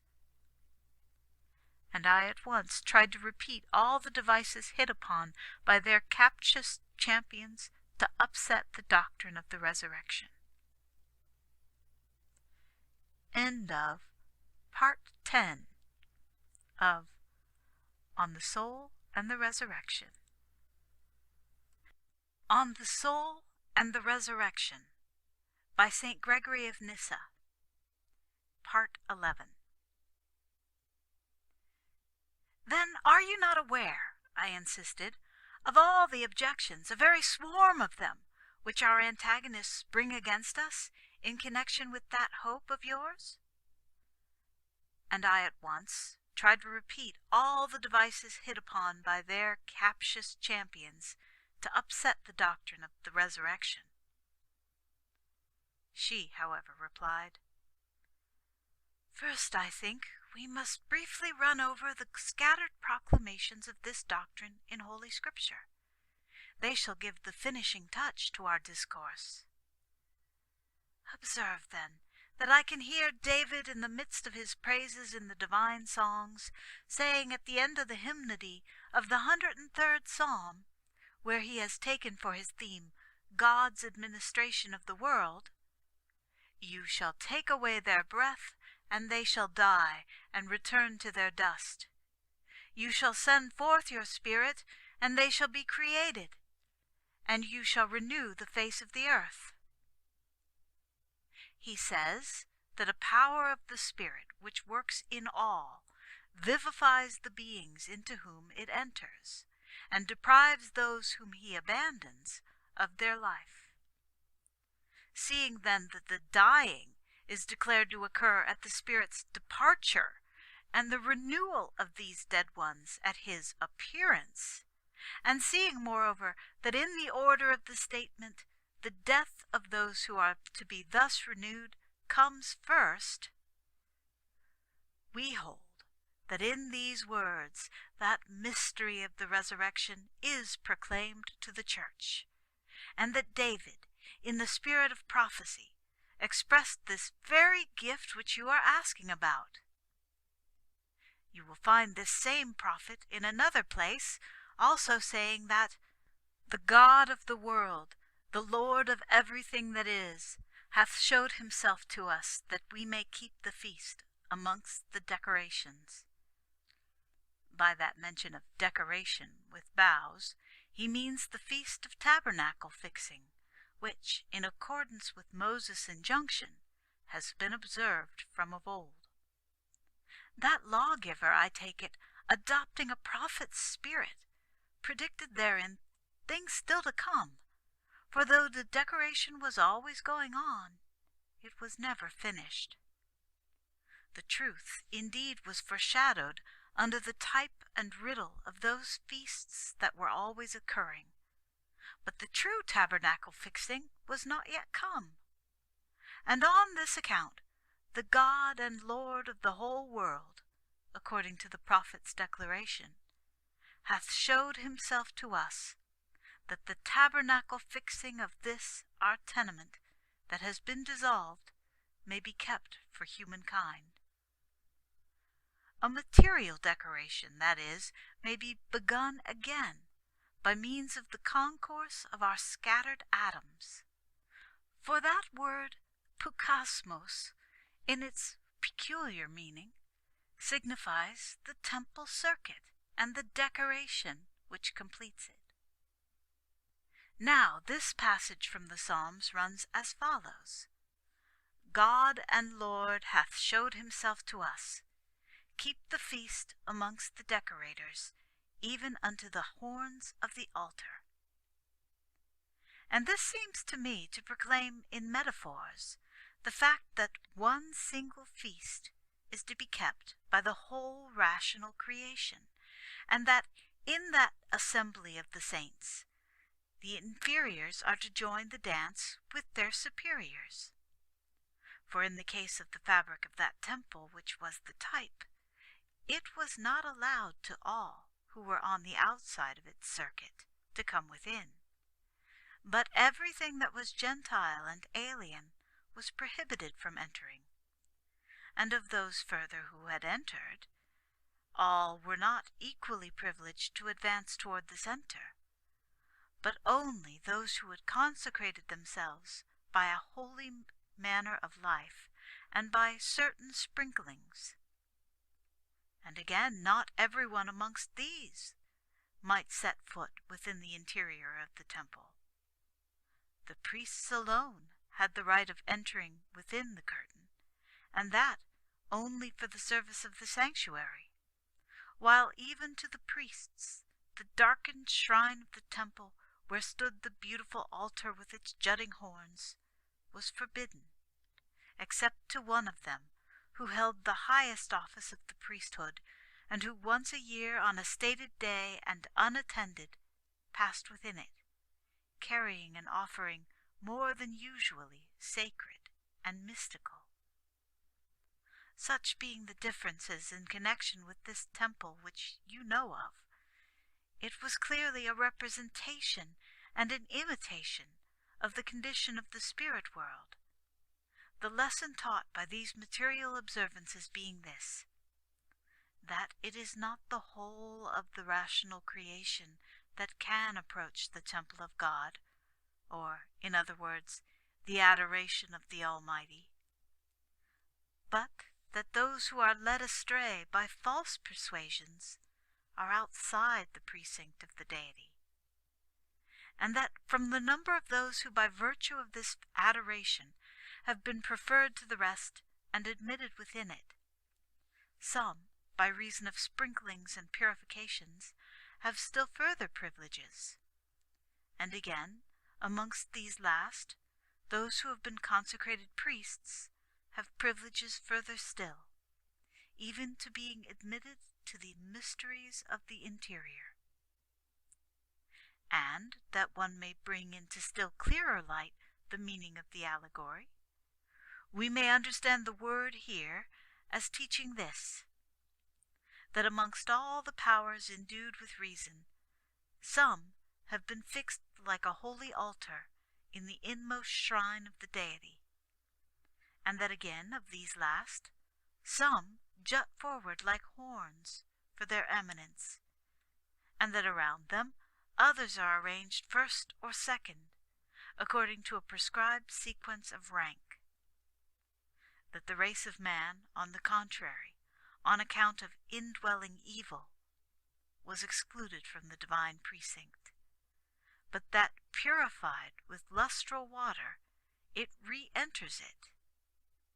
And since all the further barriers by which our sin has fenced us off from the things within the veil are, in the end, to be taken down, whenever the time comes that the tabernacle of our nature is, as it were, to be fixed up again in the resurrection, and all the inveterate corruption of sin has vanished from the world, then a universal feast will be kept around the deity by those who have decorated themselves in the resurrection, and one and the same banquet will be spread for all, with no differences cutting off any rational creature from an equal participation in it. For those who are now excluded, by reason of their sin, will at last be admitted within the holiest places of God's blessedness, and will bind themselves to the horns of the altar there, that is, to the most excellent of the transcendental powers. The Apostle says the same thing more plainly when he indicates the final accord of the whole universe with the good, that to him every knee shall bow, of things in heaven and things in earth and things under the earth, and that every tongue should confess that Jesus Christ is Lord, to the glory of God the Father. Instead of the horns, speaking of that which is angelic and in heaven, and by the other terms signifying ourselves, the creatures whom we think of next to that. One festival of united voices shall occupy us all. That festival shall be the confession and the recognition of the being who truly is. One might, she proceeded, select many other passages of Holy Scripture to establish the doctrine of the resurrection. For instance, Ezekiel leaps in the spirit of prophecy over all the intervening time with its vast duration. He stands by his powers of foresight in the actual moment of the resurrection, and as if he had really gazed on what is still to come, brings it in his description before our eyes. He saw a mighty plain unfolded to an endless distance before him, and vast heaps of bones upon it, flung at random, some this way, some that. And then, upon an impulse from God, these bones began to move and group themselves with their fellows that they once owned, and adhere to the familiar sockets, and then clothe themselves with muscle, flesh, and skin, which was the process called decorating in the poetry of the Psalms. A spirit, in fact, was giving life and movement to everything that lay there. But as regards our apostles' description of the wonders of the resurrection, why should one repeat it, seeing that it can be easily found and read? How, for instance, with a shout and the sound of trumpets, in the language of the word, all dead and prostrate things shall be changed in the twinkling of an eye into immortal beings. The expressions in the Gospel also I will pass over, for their meaning is quite clear to everyone. And our Lord does not declare in word alone that the bodies of the dead shall be raised up again, but he shows in action the resurrection itself, making a beginning of this work of wonder from things more within our reach and less capable of being doubted. First, that is, he displays his life-giving power in the case of the deadly forms of disease, and chases those maladies by one word of command. Then he raises a little girl just dead. Then he makes a young man who is already being carried out sit up on his bier and delivers him to his mother. After that, he calls forth from his tomb the 4 days dead and already decomposed Lazarus, vivifying the prostrate body with his commanding voice. Then, after 3 days, he raises from the dead his own human body, pierced though it was with the nails and the spear, and brings the print of those nails and the spear wound to witness to the resurrection. But I think that a detailed mention of these things is not necessary, for no doubt about them lingers in the minds of those who have accepted the written accounts of them. But that, said I, was not the point in question. Most of your hearers will assent to the fact that there will some day be a resurrection, and that man will be brought before the incorruptible tribunal, on account both of the Scripture proofs and also of our previous examination of the question. But still the question remains, is the state which we are to expect to be like the present state of the body? Because if so, then, as I was saying, men had better avoid hoping for any resurrection at all. For if our bodies are to be restored to life again in the same sort of condition as they are in when they cease to breathe, then all that man can look forward to in the resurrection is an unending calamity.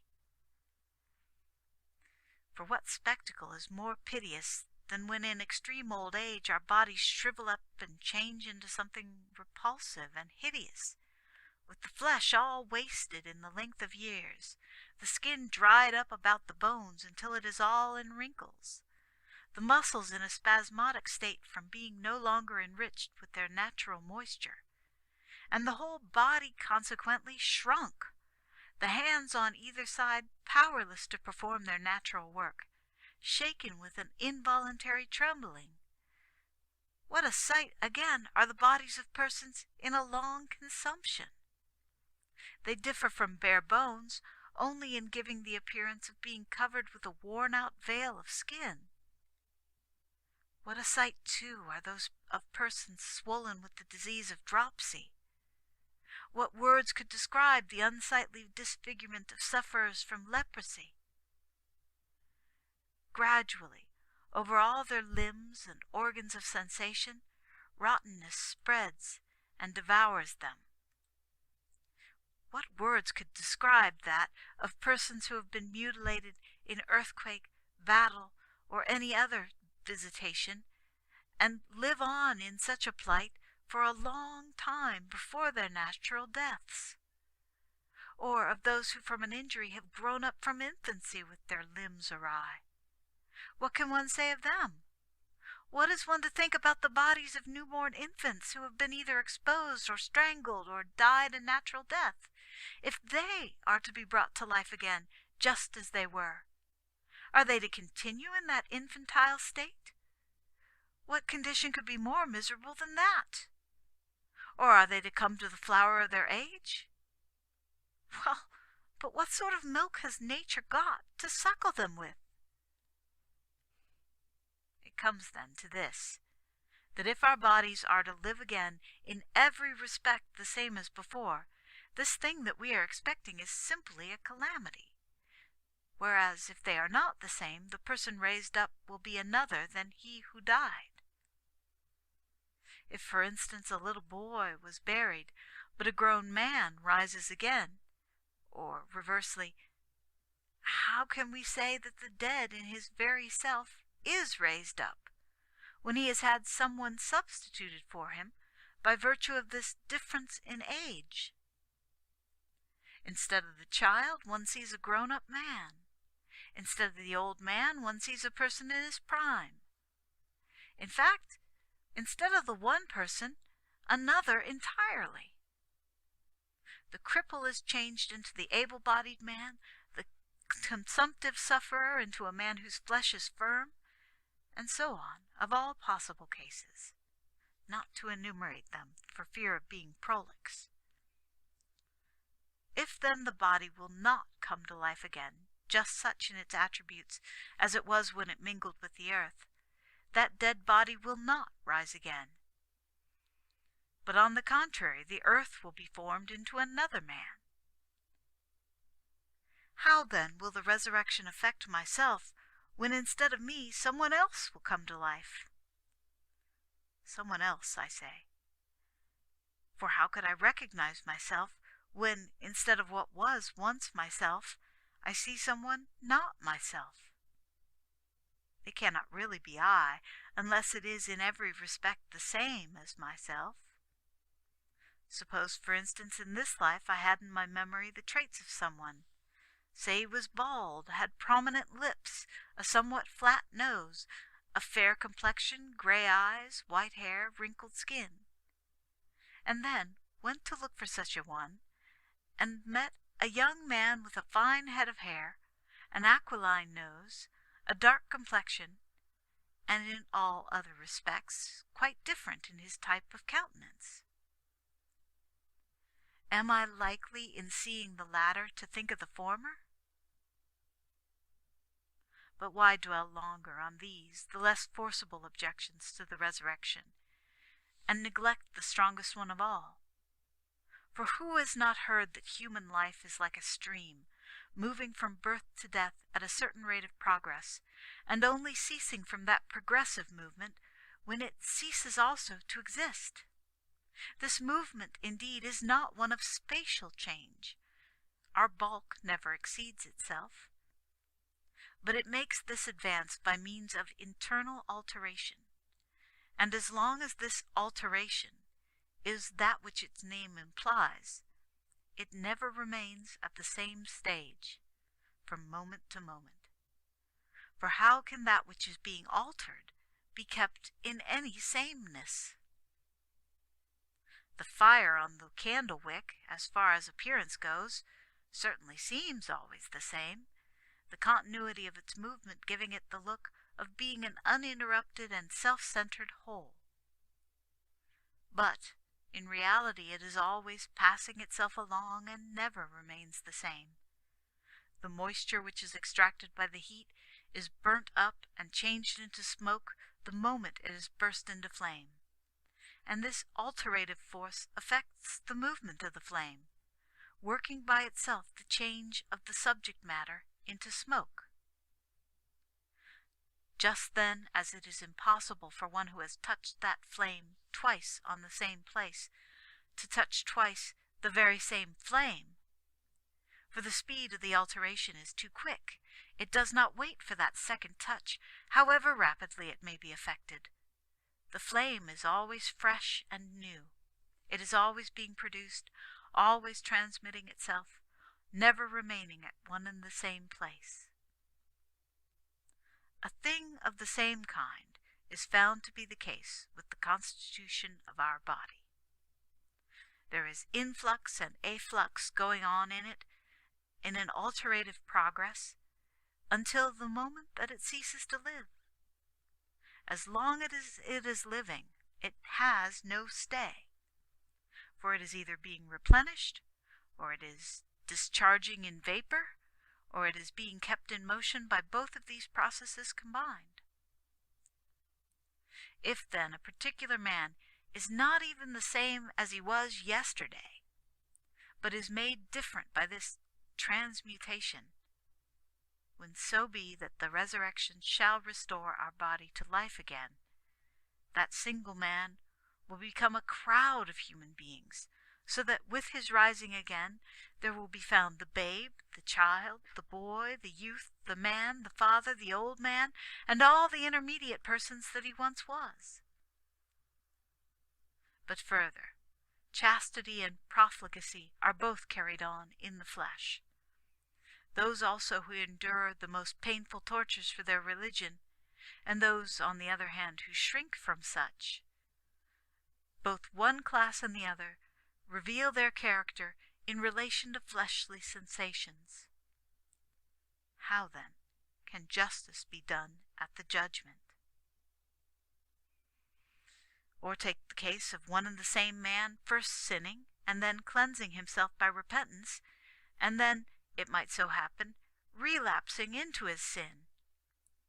In such a case, both the defiled and undefiled body alike undergoes a change as his nature changes, and neither of them continue to the end the same. Which body, then, is the profligate to be tortured in? In that which is stiffened with old age and near to death? This is not the same as that which did the sin. In that, then, which defiled itself by giving way to passion? But where is the old man in that case? The last, in fact, will not rise again, and the resurrection will not do a complete work. Or else he will rise while the criminal will escape. Let me say something else also from amongst the objections made by unbelievers to this doctrine. No part, they urge, of the body is made by nature without a function. Some parts, for instance, are the efficient causes within us of our being alive. Without them, our life in the flesh could not possibly be carried on. Such are the heart, liver, brain, lungs, stomach, and the other vitals. Others are assigned to the activities of sensation, others to those of handling and walking. Others are adapted for the transmission of a posterity. Now, if the life to come is to be in exactly the same circumstances as this, the supposed change in us is reduced to nothing. But if the report is true, as indeed it is, which represents marriage as forming no part of the economy of that afterlife, and eating and drinking as not then preserving its continuance, what use will there be for the members of the body, when we are no longer to expect in that existence any of the activities for which our members now exist? If for the sake of marriage there are now certain organs adapted for marriage, then whenever the latter ceases to be, we shall not need those organs.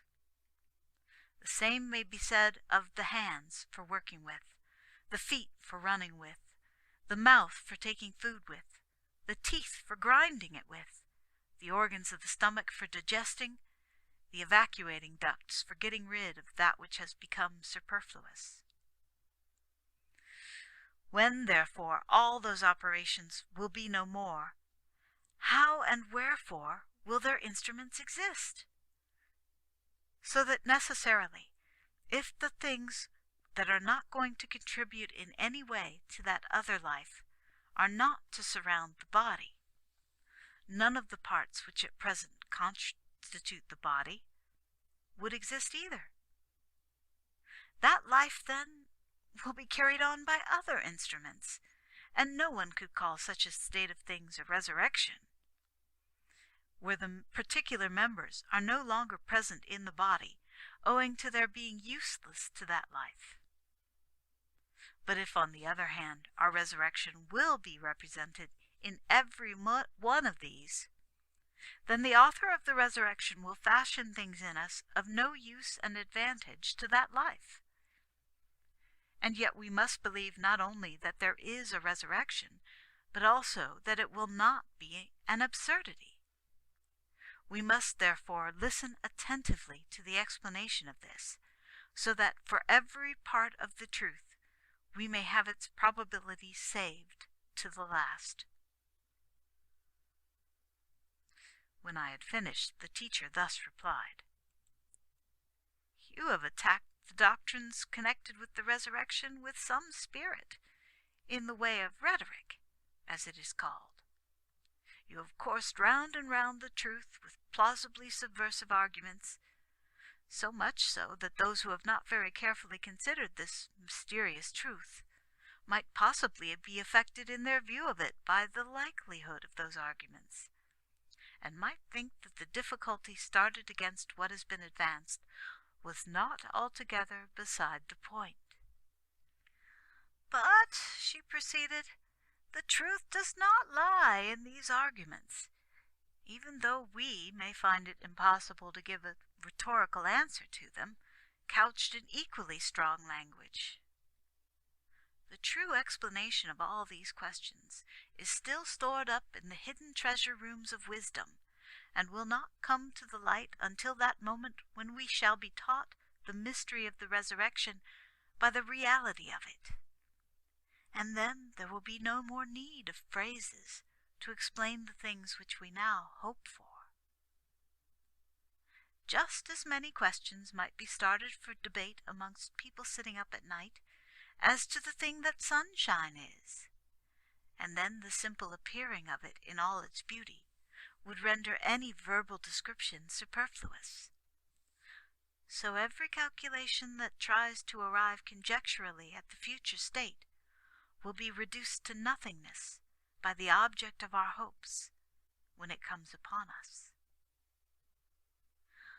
But since it is our duty not to leave the arguments brought against us in any way unexamined, we will expound the truth as to these points as follows. First, let us get a clear notion as to the scope of this doctrine. In other words, what is the end that Holy Scripture has in view in promulgating it and creating the belief in it? Well, to sketch the outline of so vast a truth and to embrace it in a definition, we will say that the resurrection is the reconstitution of our nature in its original form. In that form of life of which God himself was the creator, it is reasonable to believe that there was neither age nor infancy, nor any of the sufferings arising from our present various infirmities, nor any kind of bodily affliction whatever. It is reasonable, I say, to believe that God was the creator of none of these things, but that man was a thing divine before his humanity got within reach of the assault of evil. That then, however, with the inroad of evil, all these afflictions also broke in upon him. Accordingly, a life that is free from evil is under no necessity whatever of being passed amidst the things which result from evil. It follows that when a man travels through ice, he must get his body chilled, or when he walks in a very hot sun, that he must get his skin darkened. But if he has kept clear of the one or the other, he escapes these results entirely, both the darkening and the chilling. No one, in fact, when a particular cause was removed, would be justified in looking for the effect of that particular cause. Just so our nature, becoming passional, had to encounter all the necessary results of a life of passion. But when it shall have started back to that state of passionless blessedness, it will no longer encounter the inevitable results of evil tendencies. Seeing then that all the infusions of the life of the brute into our nature were not in us before our humanity descended, through the touch of evil, into passions, most certainly when we abandon those passions, we shall abandon all their visible results. No one, therefore, will be justified in seeking in that other life for the consequences in us of any passion. Just as if a man, clad in a ragged tunic, who has divested himself of the garb, feels no more its disgrace upon him, so we too, when we have cast off that dead, unsightly tunic made from the skins of brutes, and put upon us, for I take the coat of skins of animals to mean that conformation belonging to a brute nature with which we were clothed when we became familiar with passionate indulgence, shall, along with the casting off of that tunic, fling from us all the belongings that were round us of that skin of a brute. And such accretions as sexual intercourse, conception, parturition, impurities, suckling, feeding, evacuation, gradual growth to full size, prime of life, old age, disease, and death. If that skin is no longer around us, how can its resulting consequences be left behind within us? It is folly, then, when we are to expect a different state of things in the life to come, to object to the doctrine of the resurrection on the ground of something that has nothing to do with it. I mean, what has thinness or corpulence, a state of consumption or of plethora, or any other condition supervening in a nature that is ever in a flux, to do with the other life, stranger as it is to any fleeting and transitory passing such as that? One thing and one thing only is required for the operation of the resurrection, viz., that a man should have lived by being born, or to use rather the gospel words, that a man should be born into the world. The length or briefness of the life, the manner this or that of the death, is an irrelevant subject of inquiry in connection with that operation. Whatever instance we take, howsoever we suppose this to have been, it is all the same. From these differences in life there arises no difficulty any more than any facility with regard to the resurrection. He who has once begun to live must necessarily go on, having once lived, after his intervening dissolution in death has been repaired in the resurrection. As to the how and when of his dissolution, what do they matter to the resurrection? Consideration of such points belongs to another line of inquiry altogether. For instance, a man may have lived in bodily comfort or in affliction, virtuously or viciously, renowned or disgraced. He may have passed his days miserably or happily. These and such like results must be obtained from the length of his life and the manner of his living. And to be able to pass a judgment on the things done in his life, it will be necessary for the judge to scrutinize his indulgences, as the case may be, or his losses, or his disease, or his old age, or his prime, or his youth, or his wealth, or his poverty. How well or ill a man, placed in either of these, concluded his destined career. Whether he was the recipient of many blessings or of many ills in a length of life, or tasted neither of them at all, but ceased to live before his mental powers were formed. But whenever the time come that God shall have brought our nature back to the primal state of man, it will be useless to talk of such things then, and to imagine that objections based upon such things can prove God's power to be impeded in arriving at his end. His end is one and one only. It is this: when the complete whole of our race shall have been perfected from the first man to the last, some having at once in this life been cleansed from evil, others having afterward, in the necessary periods, been healed by the fire, others having in their life here been unconscious equally of good and of evil. To offer to every one of us participation in the blessings which are in him, which, the Scripture tells us, eye has not seen, nor ear heard, nor thought ever reached. But this is nothing else, as I at least understand it, but to be in God himself. For the good which is above hearing and eye and heart must be that good which transcends the universe. End of Part 11 of On the Soul and the Resurrection. On the Soul and the Resurrection by St. Gregory of Nyssa, Part 12.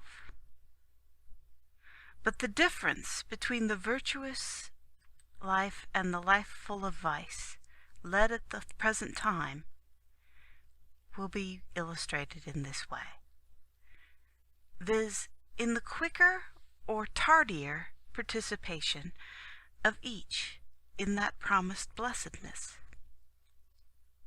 According to the amount of the ingrained wickedness of each will be computed the duration of his cure. The cure consists in the cleansing of his soul, and that cannot be achieved without an excruciating condition, as has been expounded in our previous discussion. But anyone would more fully comprehend the futility and irrelevancy of all these objections by trying to fathom the depths of our apostles' wisdom, when explaining this mystery to the Corinthians, who perhaps themselves were bringing forward the same objections to it as its impugners today bring forward to overthrow our faith. He proceeds on his own authority to chide the audacity of their ignorance, and speaks thus: You will say then to me, How are the dead raised up, and with what body do they come? You fool! That which you sow is not quickened except it die, and that which you sow not that body that shall be, but bare grain.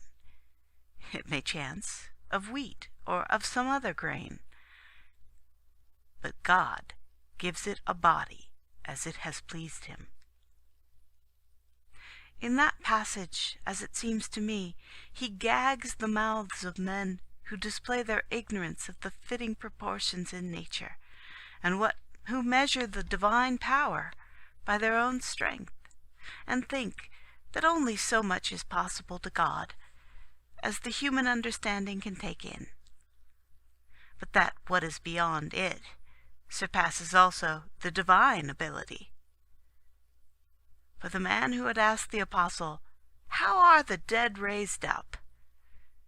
Evidently implies that it is impossible, when once the body's atoms have been scattered, that they should again come in concourse together.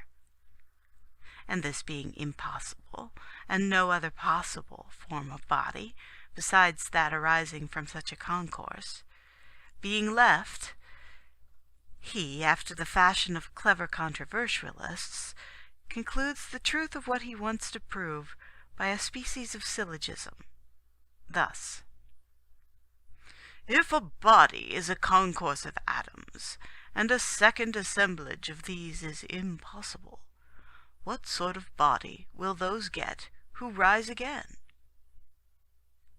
This conclusion, involved seemingly in this artful contrivance of premises, the apostle calls folly, as coming from men who failed to perceive in other parts of the creation the masterliness of the divine power. For omitting the sublimer miracles of God's hand, by which it would have been easy to place his hearer in a dilemma. For instance, he might have asked, How or whence comes a heavenly body, that of the sun, for example, or the moon, or that which is seen in the constellations? Whence comes the firmament, the air, water, the earth? He, on the contrary, convicts the objectors of inconsiderateness by means of objects which grow alongside us and are very familiar to all. Does not even husbandry teach you, he asks, that the man who in calculating the transcendent powers of the deity limits them by his own is a fool? Whence do seeds get the bodies that spring up from them? What precedes this springing up? Is it not a death which precedes? At least, if the dissolution of a compacted whole is a death, for indeed it cannot be supposed that the seed would spring up into a shoot unless it had been dissolved in the soil, and so become spongy and porous to such an extent as to mingle its own qualities with the adjacent moisture of the soil, and thus become transformed into a root and a shoot, not stopping even there, but changing again into the stalk, with its intervening knee joints that gird it up like so many clasps, to enable it to carry with figure erect the ear with its load of grain. Where then were all these things belonging to grain before its dissolution in the soil? And yet this result sprang from that grain. If that grain had not existed first, the ear of grain would not have arisen.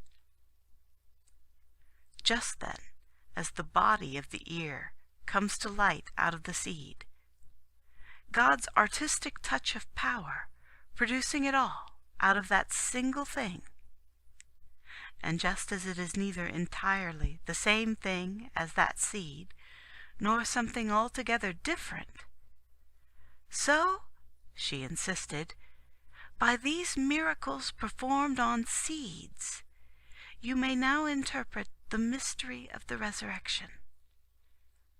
The divine power, in the superabundance of omnipotence, does not only restore you that body once dissolved, but makes great and splendid additions to it, whereby the human being is furnished in a manner more magnificent.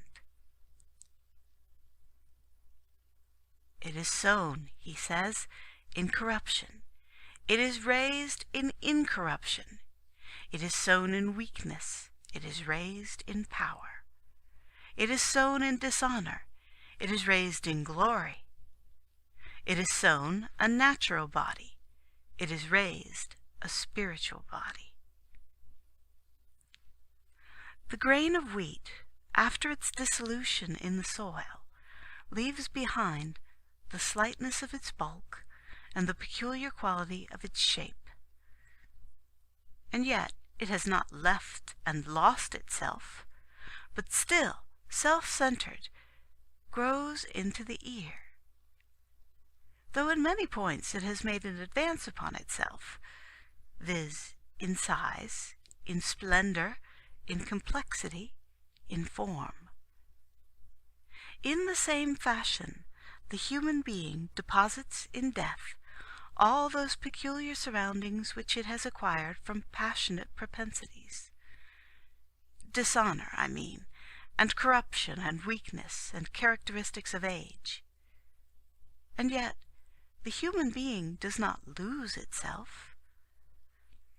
It changes into an ear of grain, as it were, into incorruption, that is, and glory and honor and power and absolute perfection, into a condition in which its life is no longer carried on in the ways peculiar to mere nature, but has passed into a spiritual and passionless existence.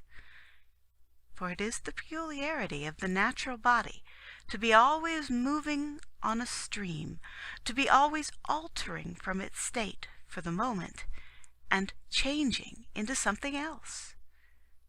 But none of these processes which we observe not in man only, but also in plants and animals, will be found remaining in the life that shall be then.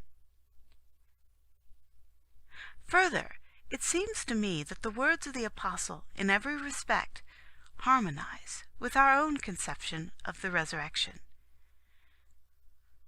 They indicate the very same thing that we have embodied in our own definition of it, wherein we said that the resurrection is no other thing than the reconstitution of our nature in its original form.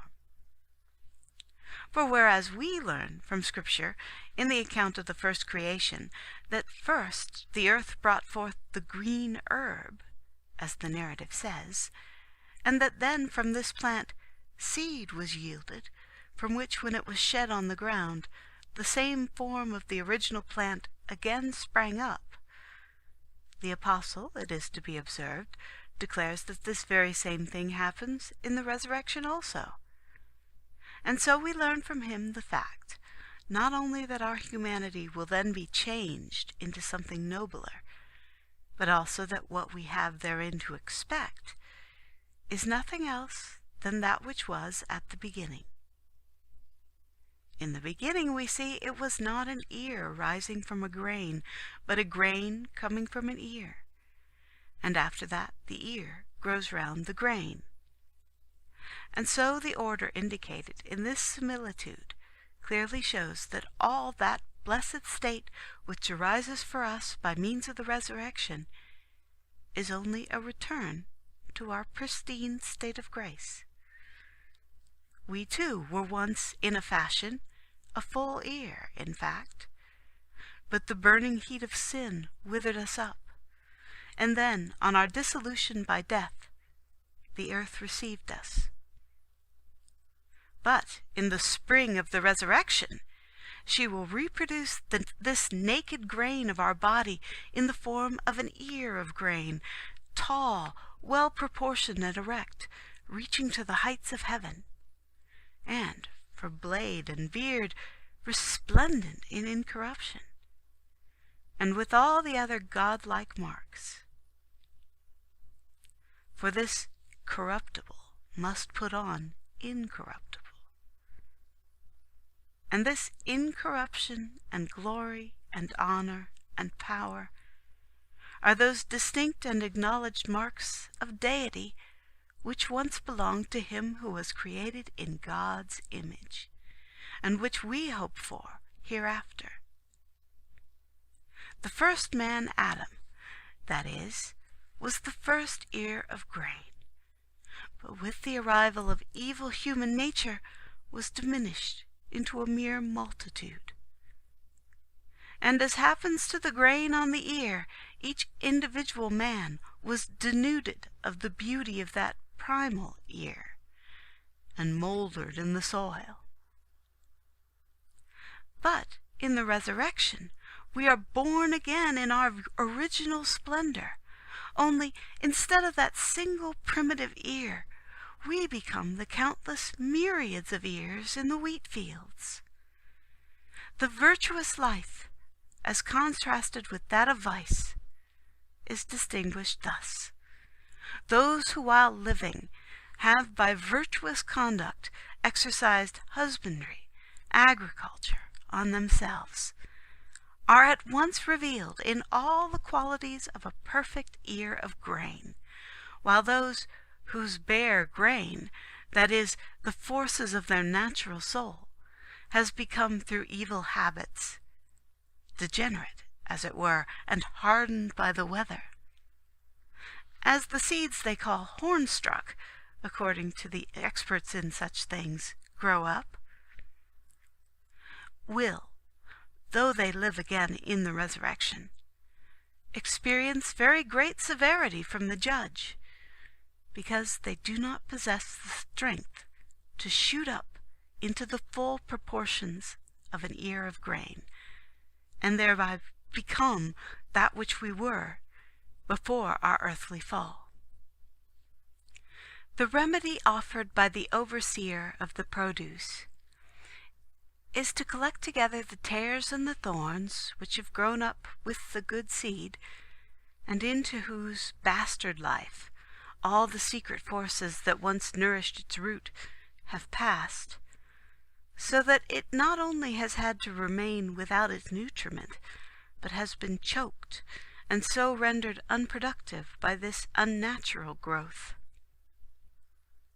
When from the nutritive part within them, everything that is the reverse or the counterfeit of it has been picked out, and has been committed to the fire that consumes everything unnatural, and so has disappeared, then in this class also their humanity will thrive, and will ripen into fruit-bearing, owing to such husbandry. And someday, after long courses of ages, will get back again that universal form which God stamped upon us at the beginning. Blessed are they, indeed, in whom the full beauty of those years shall be developed directly they are born in the resurrection. Yet we say this without implying that any merely bodily distinctions will be manifest between those who have lived virtuously and those who have lived full of vice in this life, as if we ought to think that one will be imperfect as regards his material frame, while another will win perfection regarding it.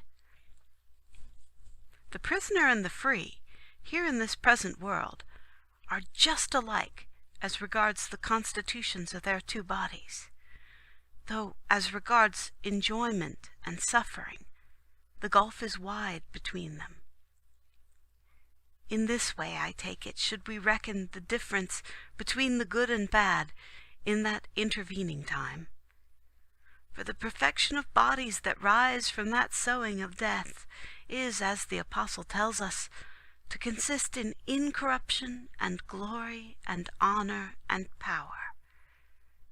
But any diminution in such excellences does not denote a corresponding bodily mutilation of him who has risen again, but a withdrawal and an estrangement from each one of those things which are conceived of as belonging to the good.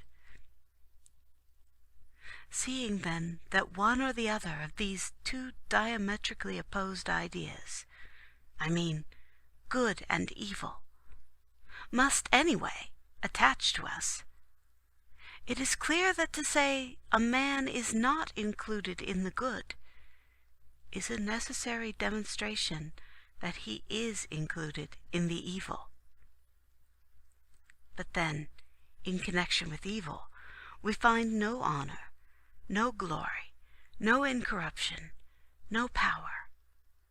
And so we are forced to dismiss all doubt that a man who has nothing to do with these last-mentioned things must be connected with their opposites, viz., with weakness, with dishonor, with corruption, with everything of that nature, such as we spoke of in the previous parts of the discussion, when we said how many were the passions sprung from evil, which are so hard for the soul to get rid of, when they have infused themselves into the very substance of the soul's entire nature and become one with it. When such, then, have been purged from it and utterly removed by the healing processes worked out by the fire, then every one of the things which make up our conception of the good will come to take their place. Incorruption, that is, and life, and honor, and grace, and glory, and everything else that we conjecture is to be seen in God and in his image. Man, as he was made.